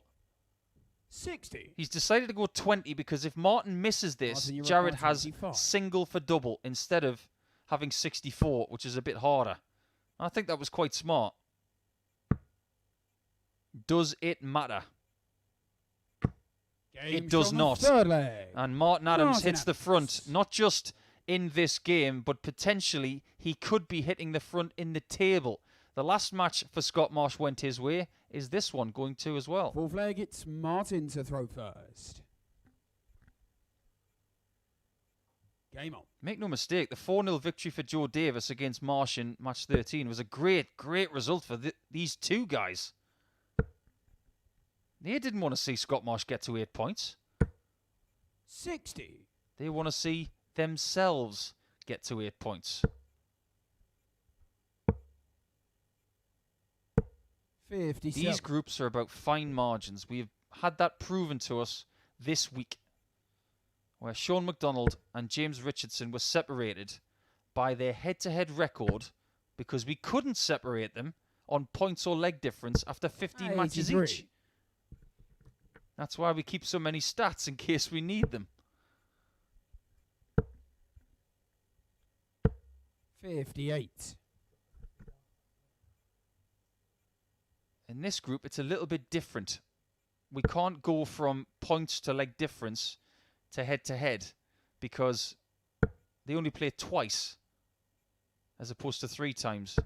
95. So if they're level and they have the same leg difference, we'll look at legs 1 first. Same goes for Group B as well 58. because they only play 8 games over 2 days. And will only face their opponents twice instead of 3 times, which is what happens in Group A. In comes Wolfie for a first max. 180. Such a skill to be able to do that with the last opportunity in a leg. 58. Martin, you require 83. And it's for 3-1.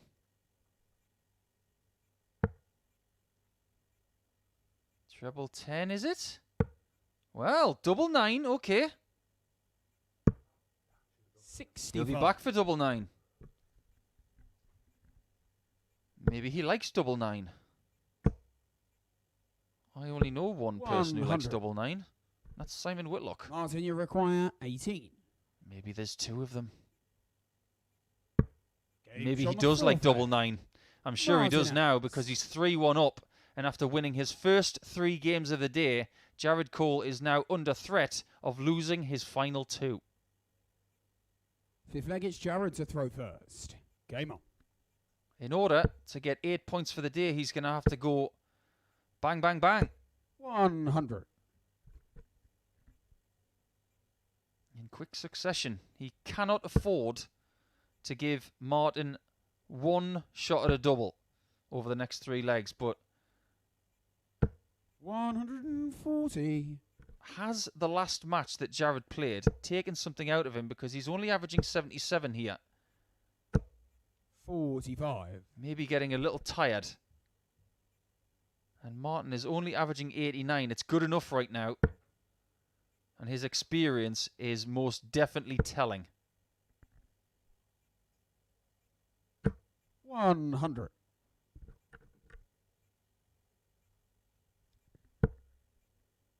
Got to stay there. 140. Almost gets the lot. Has not registered a maximum in this match. He got 2 against Richie Burnett, 1 against Greg Ritchie, Didn't get any against Joe Davis. And he got none against Scott Marsh, even though he averaged 101. So 180s have not been readily available today. He would expect to get more than 3 in 5 matches. That aside, Jared has played very, very well at times. That's a very, very costly 24 for Martin Adams. 156. That just gives Jared the space he needs to figure this out. And if I'm being brutally honest, he didn't use it very well.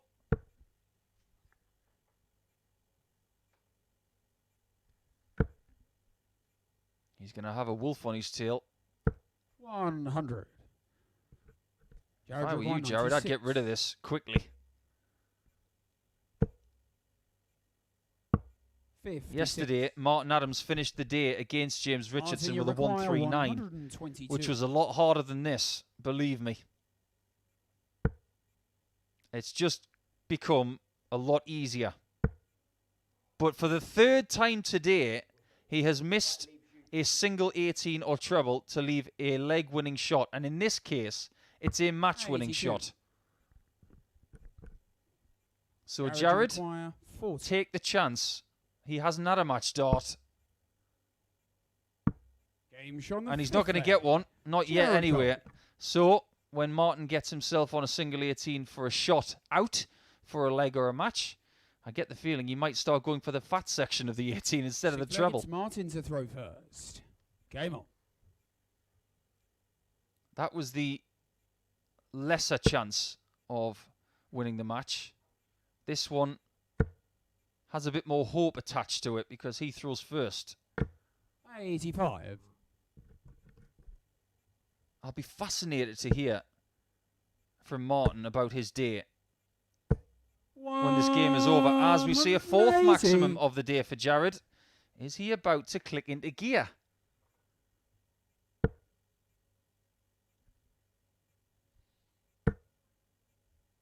What a great response. 140. Jared might need a 140 here.